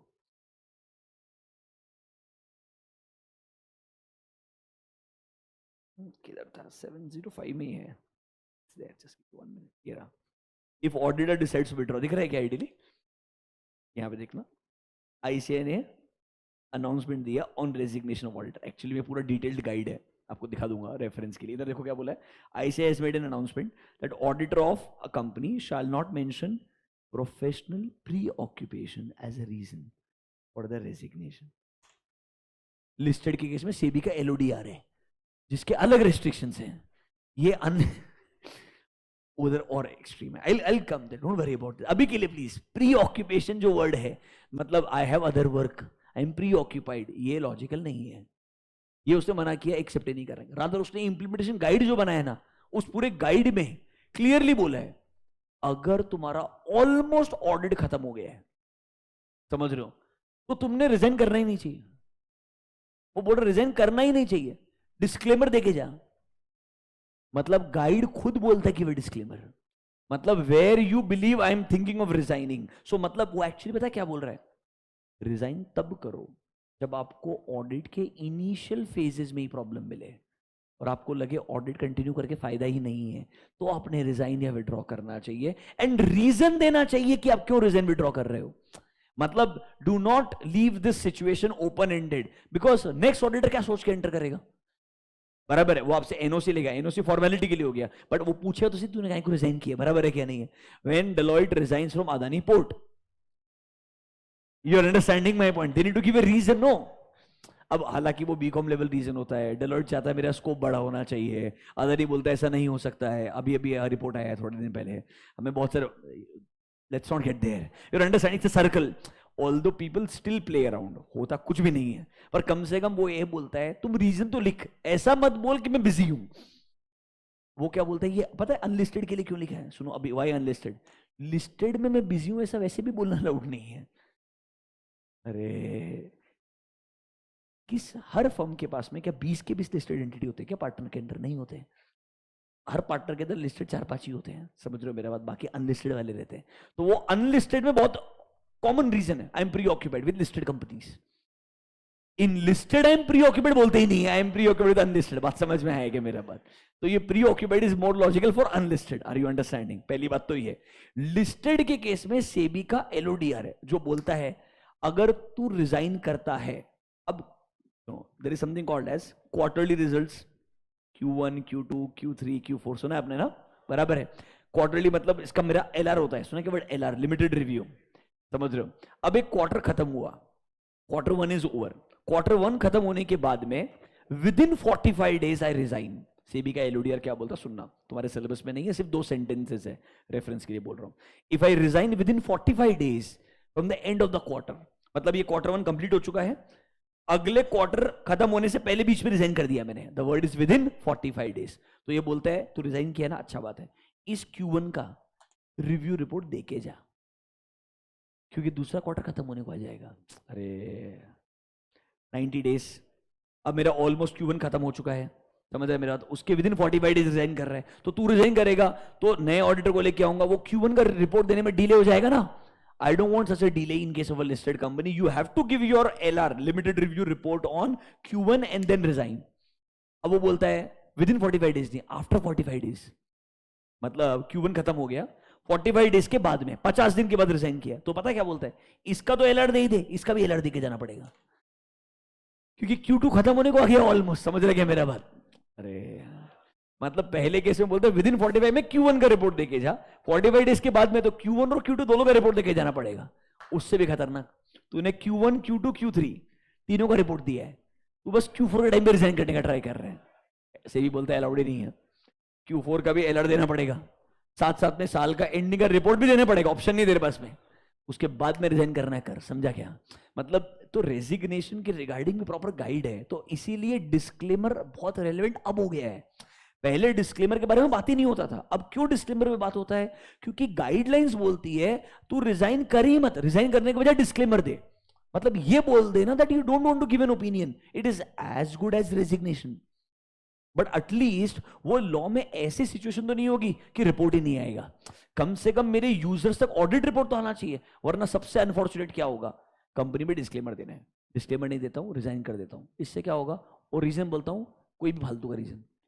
तो मेरे इन्वेस्टर्स को पता ही नहीं चलेगा ना कि कंपनी में प्रॉब्लम है, इसकी वजह से ऑडिटर रिजाइन कर रहा है, और अगर उसको लग भी रहा है तो एग्जैक्टली क्या प्रॉब्लम वो गेस करते रहेगा, इसके बजाय डिस्क्लेमर दे, रीजन फॉर डिस्क्लेमर दे, एक्सप्लेन कर एग्जैक्टली क्या प्रॉब्लम्स है, ताकि मेरा इन्वेस्टर भी एक रैशनल डिसीजन ले पाए, ये सोच करके ऐसे रेजिग्नेशन एंड विड्रॉल के रिगार्डिंग भी गाइडलाइंस बनाए हैं आईसीआई ने एंड सेबी ने, सेबी ने ऑब्वियसली लिस्टेड एंटिटीज के लिए बनाया है, आईसीआई ने फॉर ऑल एंटिटीज बनाया, थोड़ा बात समझ में आया है क्या आपको, मतलब डिस्क्लेमर का रेलेवेंस और बढ़ गया है, आपको बताने का ट्राई कर रहा हूं, अभी के लिए काम कीजिए, under disclaimer right down point number 2, under disclaimer write down point number 2, the auditor shall disclaim an opinion in extremely rare circumstances shall disclaim an opinion in extremely rare circumstances involving multiple uncertainties. Involving multiple uncertainties, comma, the auditor concludes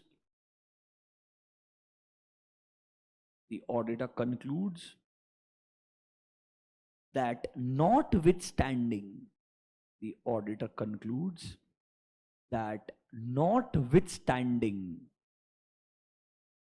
the sufficient and appropriate audit evidence, notwithstanding the sufficient and appropriate audit evidence obtained regarding each of the individual uncertainties,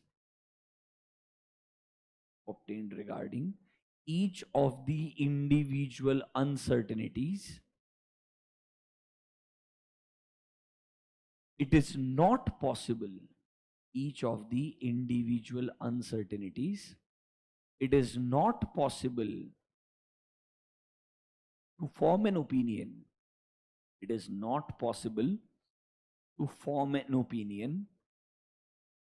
due to potential interaction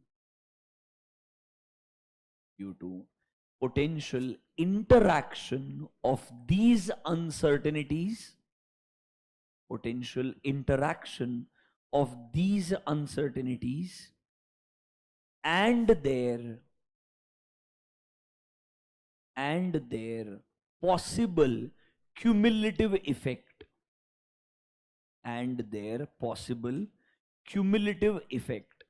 on financial statement.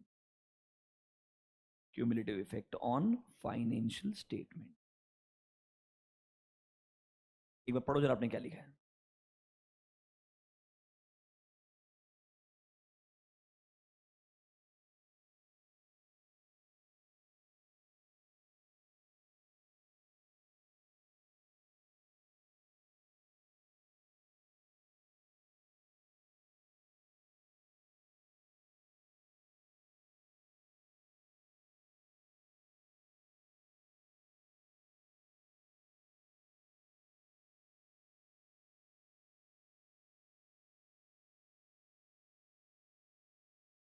मतलब individually I am able to obtain sufficient and appropriate audit evidence, but still I cannot form an opinion on entire financial statement because इतनी uncertainties involved है, उनका कितना potential interaction होके क्या possible effect आएगा ये determine करना मुश्किल है. एक सिर्फ example देखिए, DHFL वाला आपको मैंने बोला था तब भी. Can you see disclaimer of opinion? Important चीज notice करना, we were engaged to audit. सबसे पहली चीज तो याद है क्या, नॉर्मली हमारे ओपिनियन में लिखा होता है we have audited, वो लैंग्वेज बदल गया. यहां पर क्लियरली वर्ड क्या आएगा, we were engaged to audit, हमें अपॉइंट किया गया था ऑडिट करने के लिए. मतलब कहना इसे क्लियरली बोल रहे हैं हमने ऑडिट एक्चुअली में किया ही नहीं है कंप्लीट, हालांकि कंप्लीट किया है बट इनडायरेक्टली बोलने का ट्राई कर रहा है कि हमने क्लीन ओपिनियन नहीं दिया है. मॉडिफाइड में भी कौन सा ओपिनियन दिया, एक्सट्रीम. देखो, we do not express an opinion on the financial statements. Why sir? Because of the significance of matters. मतलब वो matters क्या है उसको describe करना पड़ेगा कौन से पैराग्राफ में, basis for disclaimer of opinion. एक लाइन देखना, we have not been able to obtain sufficient and appropriate audit evidences to provide a basis for audit opinion. मतलब सर इंडिविजुअली हो सकता है ठीक लगे बट ओवरऑल लेवल पे हमें लगता है हम ओपिनियन नहीं दे सकते. एंड देखिए रीजन अगर आप देखेंगे, बेसिस फॉर डिस्क्लेमर, इसके अंदर जो प्रीवियस ऑडिटर छोड़ करके गया वो भी क्यों छोड़ के गया, उसके रीजंस भी हम खुद क्वांटिफाई नहीं कर पाए. मतलब यहां से लेकर के इतने हर अलग अलग एरियाज पे, ऑब्वियसली वो तो बैंक्रप्सी के लिए भी जा चुका है, मतलब तो एंटिटी के अंदर अनसर्टेनिटीज बहुत ज्यादा है. अमाउंट देख नहीं क्या छोटे छोटे,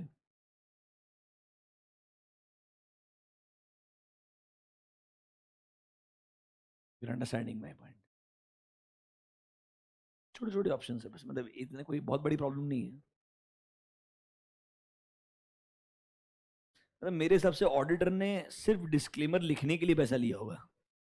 according to me, your understanding my point, कि बेसिस फॉर डिस्क्लेमर लिखने का ही मेरे को पैसा चाहिए ऑब्वियसली, क्योंकि इन एंटिटीज के लिए ऑडिट रिपोर्ट तो फॉर्मेलिटी हो गया, बिकॉज प्रॉब्लम तो है, डिस्क्लेमर ही आने वाला है। अरे obviously once a disclaimer starts it will remain a disclaimer unless there is a turn around. Obviously नहीं, जब तक टर्न अराउंड नहीं होगा, मैनेजमेंट चेंज नहीं होगा, बिजनेस ऑपरेशंस वापस रिन्यू नहीं होंगे, तब तक सिचुएशन बदलने वाला नहीं है। ऑडिटर पे कभी भी, मतलब इन ऑडिटर को कभी भी कंफर्ट आने वाला ही नहीं होगा। यहाँ पर हम कंट्रोल्स पे रिलाई कर सकते हैं, कैसे रिलाई करेंगे? Try to understand the problems. ये एक्सट्रीम केस है, कुछ आप कर नहीं सकते हो, तो इसीलिए डिस्क्लेमर पहले बहुत रेयर था, अब काफी कॉमन हो चुका है। थोड़ा बात समझ में आया है क्या? पक्का? आई थिंक हमने काफी टाइम स्पेंड किया है। 2 मिनट के लिए शांति से सोचो, just in your mind. Modification 3, qualified adverse disclaimer. कौन सा मॉडिफिकेशन कब आएगा ये डिसाइड करेंगे 2 फैक्टर पे। नंबर 1, मॉडिफिकेशन ही क्यों आ रहा है? गलती मिली है या गलती नहीं मिली है? तो गलती मिली है तो शायद क्वालिफाइड आएगा या एडवर्स आएगा, डिपेंड किस पे करता है। गलती सिर्फ मटेरियल है या मटेरियल के साथ साथ परवेजिव भी है। दूसरे केस में सर गलती नहीं मिली है, पर मुझे लगता है जो पॉसिबल इफेक्ट है वो क्या होगा? मटेरियल होगा। अब सर परवेजिव भी होगा तो डिस्क्लेमर पे जाओगे, सिर्फ मटेरियल होगा तो क्वालिफाइड दे दोगे। अब सर वर्डिंग्स कैसे बदलेंगे, how my opinion language will change, वो डिस्कस करते हैं। एमसीक्यू के लिए अच्छा एरिया है, good MCQ questions can come. Let's talk about the wordings. Chapter 7, meaning तीनों का क्लियर हो गया, qualified adverse and disclaimer. Meaning of the word pervasive clear हो गया, वर्ड बाय वर्ड पढ़ाया है। 705 is a tricky standard, that is why I am spending so much time. Ideally इसके अंदर भी आपको एक अच्छा ओवरव्यू दे रहा हूं, ताकि 705 जब आगे आएगा रेफरेंस आपको समझ में आ पाए। अल्टीमेटली मेन ऑब्जेक्टिव इतना है। आइए एक दो चीज और डिस्कस करते हैं। पहले पढ़ते हैं wordings, how my language will change.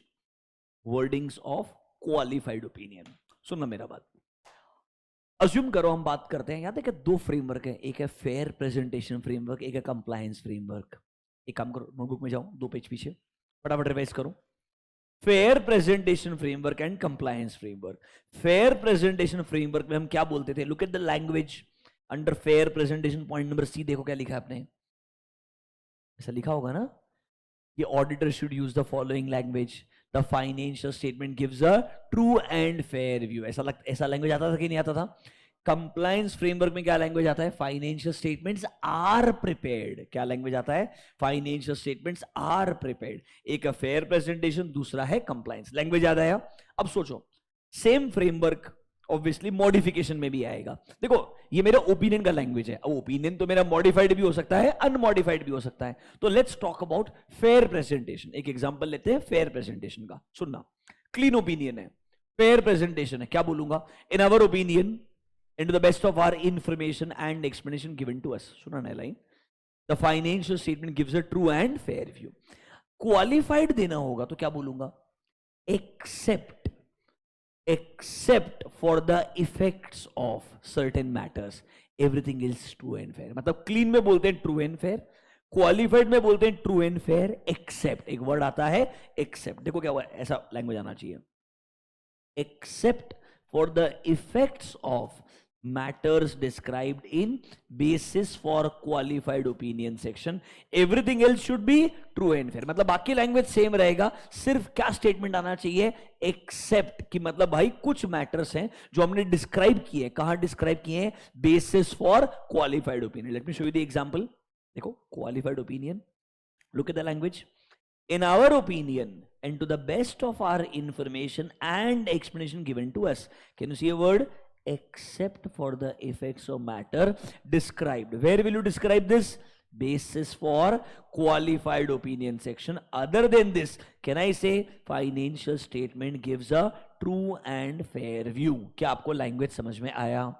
Qualified में सिर्फ क्या स्टेटमेंट ऐड हो जाएगा? Except for the effects of matter. अब सुनो, या तो ये आएगा एक्सेप्ट फॉर द इफेक्ट्स, या आएगा except for the possible effects. गलती मिल जाएगी तो बोलेंगे एक्सेप्ट फॉर द इफेक्ट्स, गलती मुझे लगता है हो सकती है, तो लैंग्वेज को कैसे बदलेगा? Look at this another example. qualified opinion, look at the language. In our opinion to the best of our information and explanation given to you except for the possible effects, मतलब सिर्फ एक word है effect या possible effect. क्या language समझ में आया क्या? नोटबुक में जाओ, लिखो, सिर्फ क्रक्स लिखेंगे, यहाँ पूरा फालतू का रिपीटिशन नहीं करेंगे, सिर्फ रेलेवेंट सेंटेंस जो आपको पता होना चाहिए। देखिए अगला पॉइंट 705 में point number 5, wordings in case of modified opinion. Wordings in case of modified opinion. Number A, qualified opinion. Dash करके लिखो. Except for the effect or possible effect. Except for the effect or possible effect of the matter. Except for the effect or possible effect of the matter described in the basis for qualified opinion section. Described in the basis for qualified opinion section.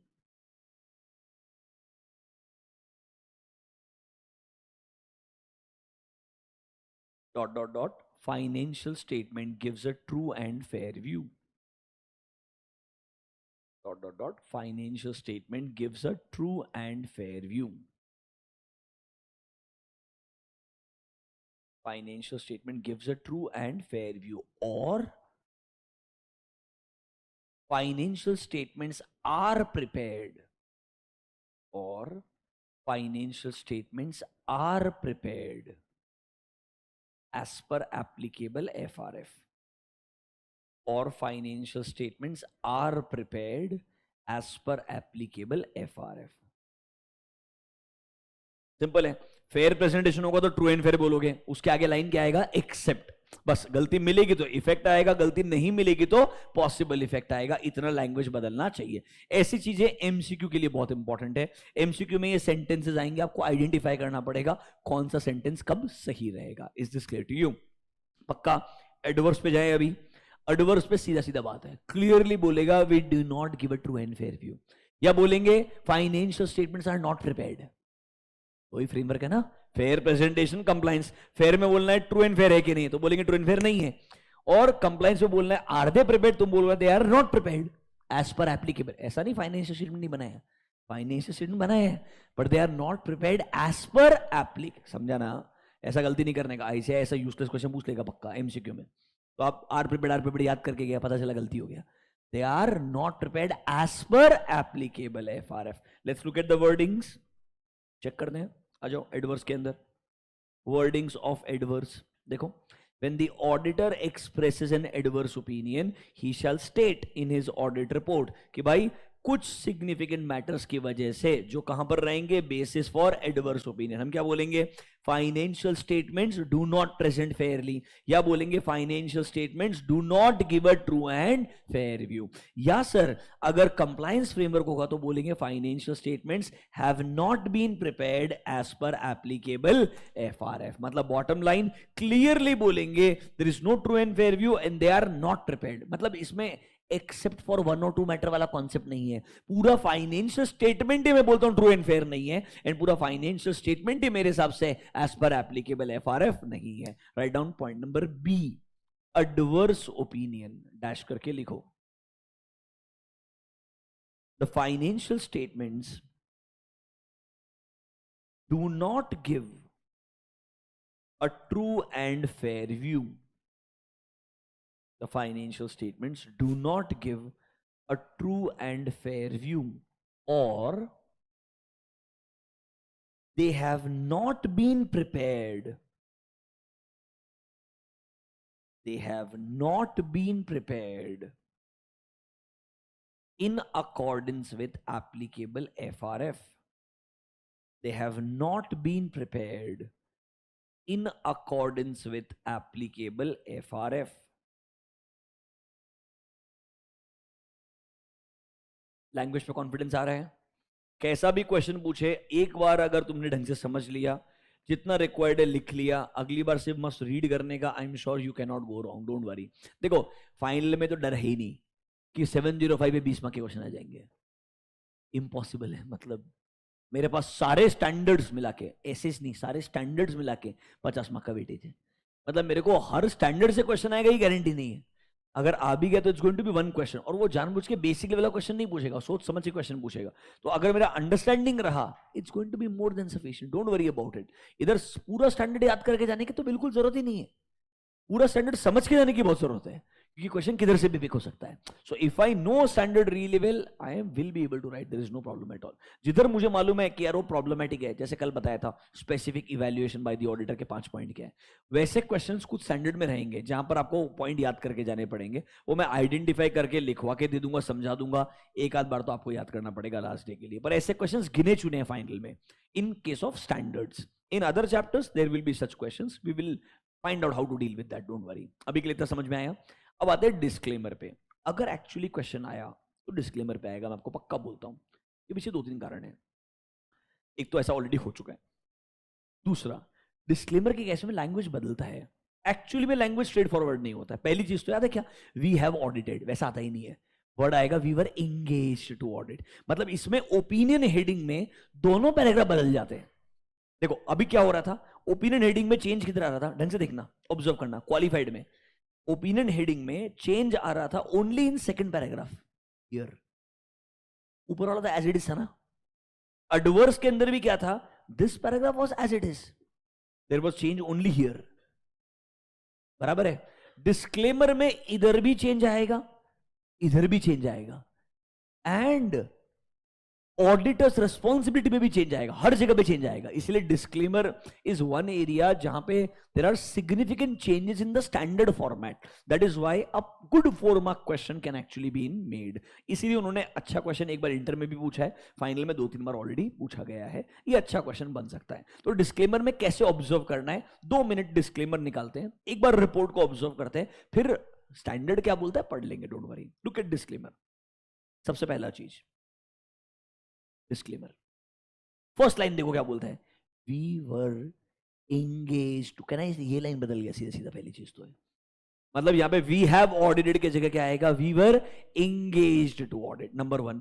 Number 2, we do not express an opinion on the financial statement. Clearly आ रहा है कि नहीं आ रहा है, बराबर है, क्लियरली बोल रहे हैं। तीसरा चीज, we were not able to obtain sufficient and appropriate audit evidence. Clearly sentence आ रहा है कि नहीं आ रहा है। इवन जब बेसिस आएगा, एक चीज नोटिस करो, बेसिस में सिर्फ रीजन आया,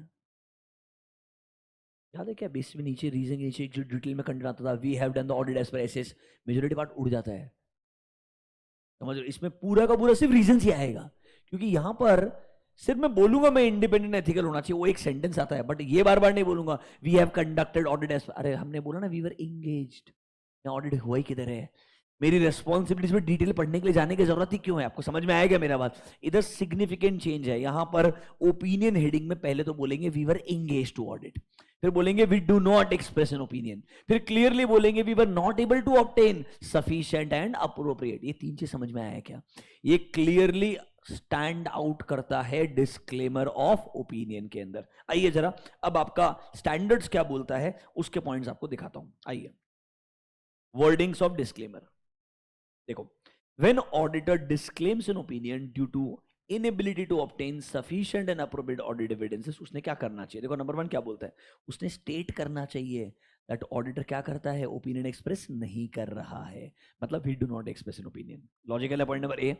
read point number B, state करना because of the significance of matters, obviously describe कहां रहेंगे, basis for disclaimer, auditor was not able to obtain sufficient and appropriate audit evidences, बराबर है कि नहीं है, टू बेस हिज ओपिनियन। फिर देखो point number 3, amend the statement in the opinion section, जहां पे इंडिकेट करता है that financial statements have been audited, इस बार वो पहला लाइन आएगा that auditor was engaged to audit, मतलब कहना इसे ओपिनियन में पहला लाइन बदलना चाहिए, वी हैव ऑडिट के जगह we were engaged to audit. Opinion में इन आवर ओपिनियन नहीं, we do not express an opinion, then we were not able to obtain sufficient. तीनों लाइन समझ में आया क्या, पक्का नोटबुक में जाओ, write down point number C, disclaimer of opinion. Under this point number A, under opinion section, amend the statement under opinion section, amend the statement which indicates that financial statements have been audited. Amend the statement which indicates that financial statements have been audited. To मतलब amend करके क्या लिखोगे? To state that auditor was engaged to audit. To state that auditor was engaged to audit. To state that auditor was engaged to audit. मतलब we were engaged आएगा, not we have audited आएगा. Bottom line इतना समझ सकते हो, बराबर है. Point number B, auditor should clearly state that he does not express an opinion. Should clearly state that he does not express an opinion on the financial statements. That he does not express an opinion on the financial statement. Clearly बोलना पड़ेगा, we do not express an opinion on financial statements. कुछ round नहीं, except कुछ नहीं, clearly we do not express an opinion. समझा क्या? Write down point number C, auditor should also mention, double quotes में लिखो, because of the significance of, because of the significance of matters described in basis for disclaimer of opinion. Significance of matters described in basis for disclaimer of opinion section. Auditor was not able to obtain. Auditor was not able to obtain sufficient and appropriate audit evidences. Auditor was not able to obtain sufficient and appropriate audit evidences. देखो, final में ये भी बोल सकता है, draft paragraph disclaimer लिख के दिखाओ. इंपॉर्टेंट क्या रहेगा पता है क्या? ये keywords, we were engage to audit, we do not express an opinion, because of the these significant matters we were not able to obtain sufficient. ये कीवर्ड्स रहेंगे, ये चीज बराबर आनी चाहिए. बाकी तुम जनरल लिखेगा, कोई फर्क नहीं पड़ने वाला है. वो इंपॉर्टेंट वर्ड्स को पिक करेगा कि भाई इतना तेरे को पता है क्या कि डिस्क्लेमर में कुछ सिग्निफिकेंट चेंजेस आते हैं. इतना बात समझ में आया क्या? मतलब हमने पूरा 705 में 3 मॉडिफिकेशन, कौन सा वाला मॉडिफिकेशन कब आएगा, उसका लैंग्वेज में कैसा बदलाव आएगा, हर चीज को डिटेल में समझने का ट्राई किया है. Is this clear to you? अब 2-3 छोटी मोटी और चीजें 705 में डिस्कस करते हैं. बाकी मेजर जो discussion from your understanding point of view है वो हो गया है. अब एक बढ़िया क्वेश्चन जो फाइनल में एक्चुअली आ सकता है, विड्रॉल के ऊपर है. लुक एट द हेडिंग, क्या बोलता है? Read this, note number 3. When auditor is not able to obtain sufficient and appropriate audit evidences because management has imposed a limitation after the auditor has accepted the engagement. दो situation सुनना. या तो engagement letter accept करने से पहले तुम final में समझ सकते हो 210 नहीं पढ़ाया, और आईसीआई के हिसाब से 210 तुमको पढ़ाने की जरूरत नहीं है. उन्होंने बोला तुम्हारे सिलेबस में नहीं है. समझ रहे हो मेरा बात? As per new syllabus 210 is not there. 210 is engagement terms. तो वो अज्यूम कर रहे तुमको ये आता है. सुनना, before agreeing the engagement terms, management पहले ही आपको एक रेस्ट्रिक्शन लगाता है. कुछ ऐसा एक क्वेश्चन याद आएगा कि मैनेजमेंट मेरे को एंगेजमेंट टर्म्स अग्री करते वक्त बोलता है तू इन्वेंट्री चेक मत करना, बाकी सब चेक कर लेना. रिसीवेबल चेक मत करना, बाकी सब चेक कर लेना. वो तेरे को मैं चेक करके रिपोर्ट बना के दूंगा. याद है कि रिटर्न रिप्रेजेंटेशन ले लेना मेरे से ऑब्टेन करने. यार बराबर है कि नहीं है? वो रिटर्न रिप्रेजेंटेशन से ज्यादा इंपॉर्टेंट क्या था? मैनेजमेंट ये रिस्ट्रिक्शन लगा रहा है एंगेजमेंट टर्म्स एक्सेप्ट करने से पहले. अगर ऐसा रेस्ट्रिक्शन एंगेजमेंट टर्म्स एक्सेप्ट करने के पहले लगा रहा है तो तूने एंगेजमेंट एक्सेप्ट नहीं करना चाहिए, बराबर है कि नहीं है? तो तूने एंगेजमेंट ही एक्सेप्ट नहीं करना, पढ़ाऊंगा मैं तेरे something called pre conditions for an audit, कुछ कंडीशंस जो प्रेजेंट होनी चाहिए उसके पहले मैंने ऑडिट एक्सेप्ट नहीं, याद आएगा ऐसा कुछ? मतलब सर अगर एंगेजमेंट एक्सेप्टेंस के पहले रेस्ट्रिक्शन लगाया है तो मैंने एंगेजमेंट एक्सेप्ट ही नहीं करना है। अभी सिचुएशन ये नहीं है, अब सिचुएशन क्या है? एंगेजमेंट एक्सेप्ट हो गया है, प्लानिंग हो गया है, during the course of audit अब मैनेजमेंट रेस्ट्रिक्शन लगा रहा है। मतलब ये उसने एंगेजमेंट के एक्सेप्टेंस के दौरान रेस्ट्रिक्शन नहीं लगाया, they imposed a restriction during the course of audit. मतलब जब तू ऑडिट कर रहा है तब तेरे को मना कर रहे होंगे, इन्वेंटरी को डिटेल में चेक मत कर, पेएबल मत चेक कर, whatever it is. Are they imposing a restriction now? Yes. Can I say bottom line, जब भी आपके स्कोप को रेस्ट्रिक्ट किया जाता है, क्या किया जाता है? ऑडिटर के स्कोप को रेस्ट्रिक्ट किया जाता है तो ऑडिटर किधर जाता है? डिस्क्लेमर की तरफ जाता है। आपने देखो अभी जस्ट पहले लिखा है टेबल के अंदर, डिस्क्लेमर के नीचे देखो ब्रैकेट्स में क्या लिखा है? when there is a restriction on scope of audit, generally situation अगर ऐसी बनाई जाए जहां बोला जाए आपके ऑडिट के स्कोप को रेस्ट्रिक्ट करेंगे, मतलब बॉटम लाइन तेरे को ऑडिट करने ही नहीं देंगे। ऑडिट नहीं करने देंगे मतलब क्या नहीं होगा? You will not be able to obtain sufficient and appropriate audit evidence. मतलब अल्टीमेटली जाना किधर पड़ेगा? डिस्क्लेमर ही जाना पड़ेगा ना। The only subjective point is pervasive है कि नहीं है, वो जजमेंट पे डिपेंडेंट, बट अल्टीमेटली डिस्क्लेमर की तरफ जाएगा कि नहीं जाएगा? तो हाँ, तो सर ये हेडिंग देखो ढंग से, अगर auditor sufficient and appropriate audit evidence obtain नहीं कर पा रहा है क्योंकि मैनेजमेंट ने इंपोज किया है एक restriction after the auditor has accepted the, ये आफ्टर वाला पॉइंट इंपॉर्टेंट है। अगर ये बिफोर होता तो एंगेजमेंट एक्सेप्ट नहीं करता, आफ्टर है तो डिस्क्लेमर ही ऑप्शन है। अब देखो पूरी कहानी फालतू की, ऐसा हुआ है, पहले मैनेजमेंट को पूछने का क्यों, why are you imposing a restriction, let's continue with the original terms, ऐसा बोलने का ट्राई करोगे, बराबर है कि नहीं है? वो कंटिन्यू करता है, बढ़िया बात है, आपको एविडेंस मिलता है, आप कंटिन्यू करो, no problem at all. Management अभी भी तेरे को ऑडिट एविडेंस नहीं दे रहा है, अभी भी रेस्ट्रिक्शन कंटिन्यू कर रहा है, तो तू वही सोचेगा कि भाई इस बार इस रेस्ट्रिक्शन की वजह से क्या गलती जो आ सकती है फ्यूचर में, पॉसिबल मिसस्टेटमेंट, क्या वो मटेरियल होगा? हाँ। क्या वो परवेसिव होगा? नहीं, तो गो टू क्वालिफाइड। अगर वो मटेरियल होगा एज वेल एज परवेसिव होगा, गो टूवर्ड्स डिस्क्लेमर। और can I also consider withdrawal from engagement, but withdrawal के लिए वो आयशा की गाइड आ जाएगा कि अगर तू ऑलमोस्ट ऑडिट खत्म कर चुका है तो विड्रॉ मत कर, डिस्क्लेमर दे के जा। समझ में आया क्या मेरा बात? मतलब बॉटम लाइन एकदम टाइम पास सा प्रोसेस है, 2 मिनट आइए पढ़िए फटाफट से, एक बार पढ़िए आपको आराम से समझ में आएगा, very straight forward. 7.27 note number 3, read point number 1 to 3, very straight forward.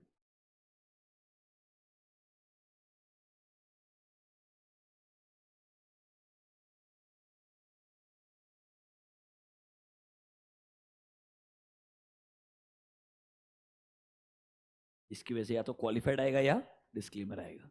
तो ऑडिटर ने पहले रिक्वेस्ट करना चाहिए प्लीज लिमिटेशन को रिमूव कर दीजिए, मान जाएगा तो आगे जाने का जरूरत ही नहीं है, बट ऑब्वियसली नहीं मानेगा। If management refuses to remove the limitation, हम पहले कम्युनिकेट करेंगे, याद रखिए टीसीडब्ल्यूजी को, unless all TCWG management are same, तो कुछ कम्युनिकेट करने को बचेगा नहीं ऑब्वियसली, बराबर है। If the auditor is unable to obtain sufficient and appropriate audit evidences, तो उसने क्या करना चाहिए? A and B. अगर उसे लगता है possible effect of undetected misstatement could be material but not, तो क्वालिफाइड दे दे। If he concludes that the possible effect could be both material as well as pervasive, तो सर क्वालिफिकेशन देना इनएडिक्वेट होगा, मतलब डिस्क्लेमर की तरफ जाना पड़ेगा। तो ऑप्शन 2 है तेरे पास में, या तो तू विड्रॉ कर वेरेवर प्रैक्टिकली पॉसिबल, बराबर है कि नहीं है? अदरवाइज तूने क्या करना चाहिए? If withdrawal is not practically possible then auditor should disclaim an opinion. Simple सा सिचुएशन है, मतलब तेरे को कुछ नहीं मैनेजमेंट से समझना है, रिक्वेस्ट करना है हटाने के लिए, नहीं मानता है तो सिंपल चीज है टीसीडब्ल्यूजी को कम्युनिकेट कर एंड उसके बाद 705 को अप्लाई कर, इधर क्वालिफाइड और डिस्क्लेमर। डिस्क्लेमर के पहले विड्रॉल भी सोच सकता है, विड्रॉल अगर प्रैक्टिकली पॉसिबल नहीं है तो डिस्क्लेमर देके चले जाना चाहिए। क्या आपको समझ में आया? एकदम स्ट्रेट फॉरवर्ड है। आज आपका ये होमवर्क क्वेश्चन है, नोटबुक में जाइए, लिखिए पॉइंट नंबर 6। 705 में कितना पॉइंट डिस्कस हो गया? 5 ही हुआ ना अभी तक, वर्डिंग्स हो गया, right? Number 6, consequences of inability, consequences of inability to obtain consequences of inability to obtain sufficient and appropriate audit evidences due to management imposed limitation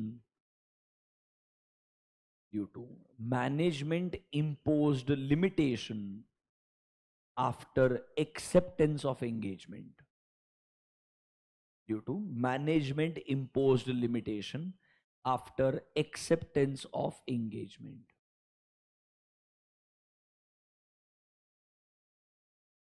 after acceptance of engagement. अगर ये बिफोर एक्सेप्टेंस होता तो ध्यान रखना accept ही नहीं करना चाहिए.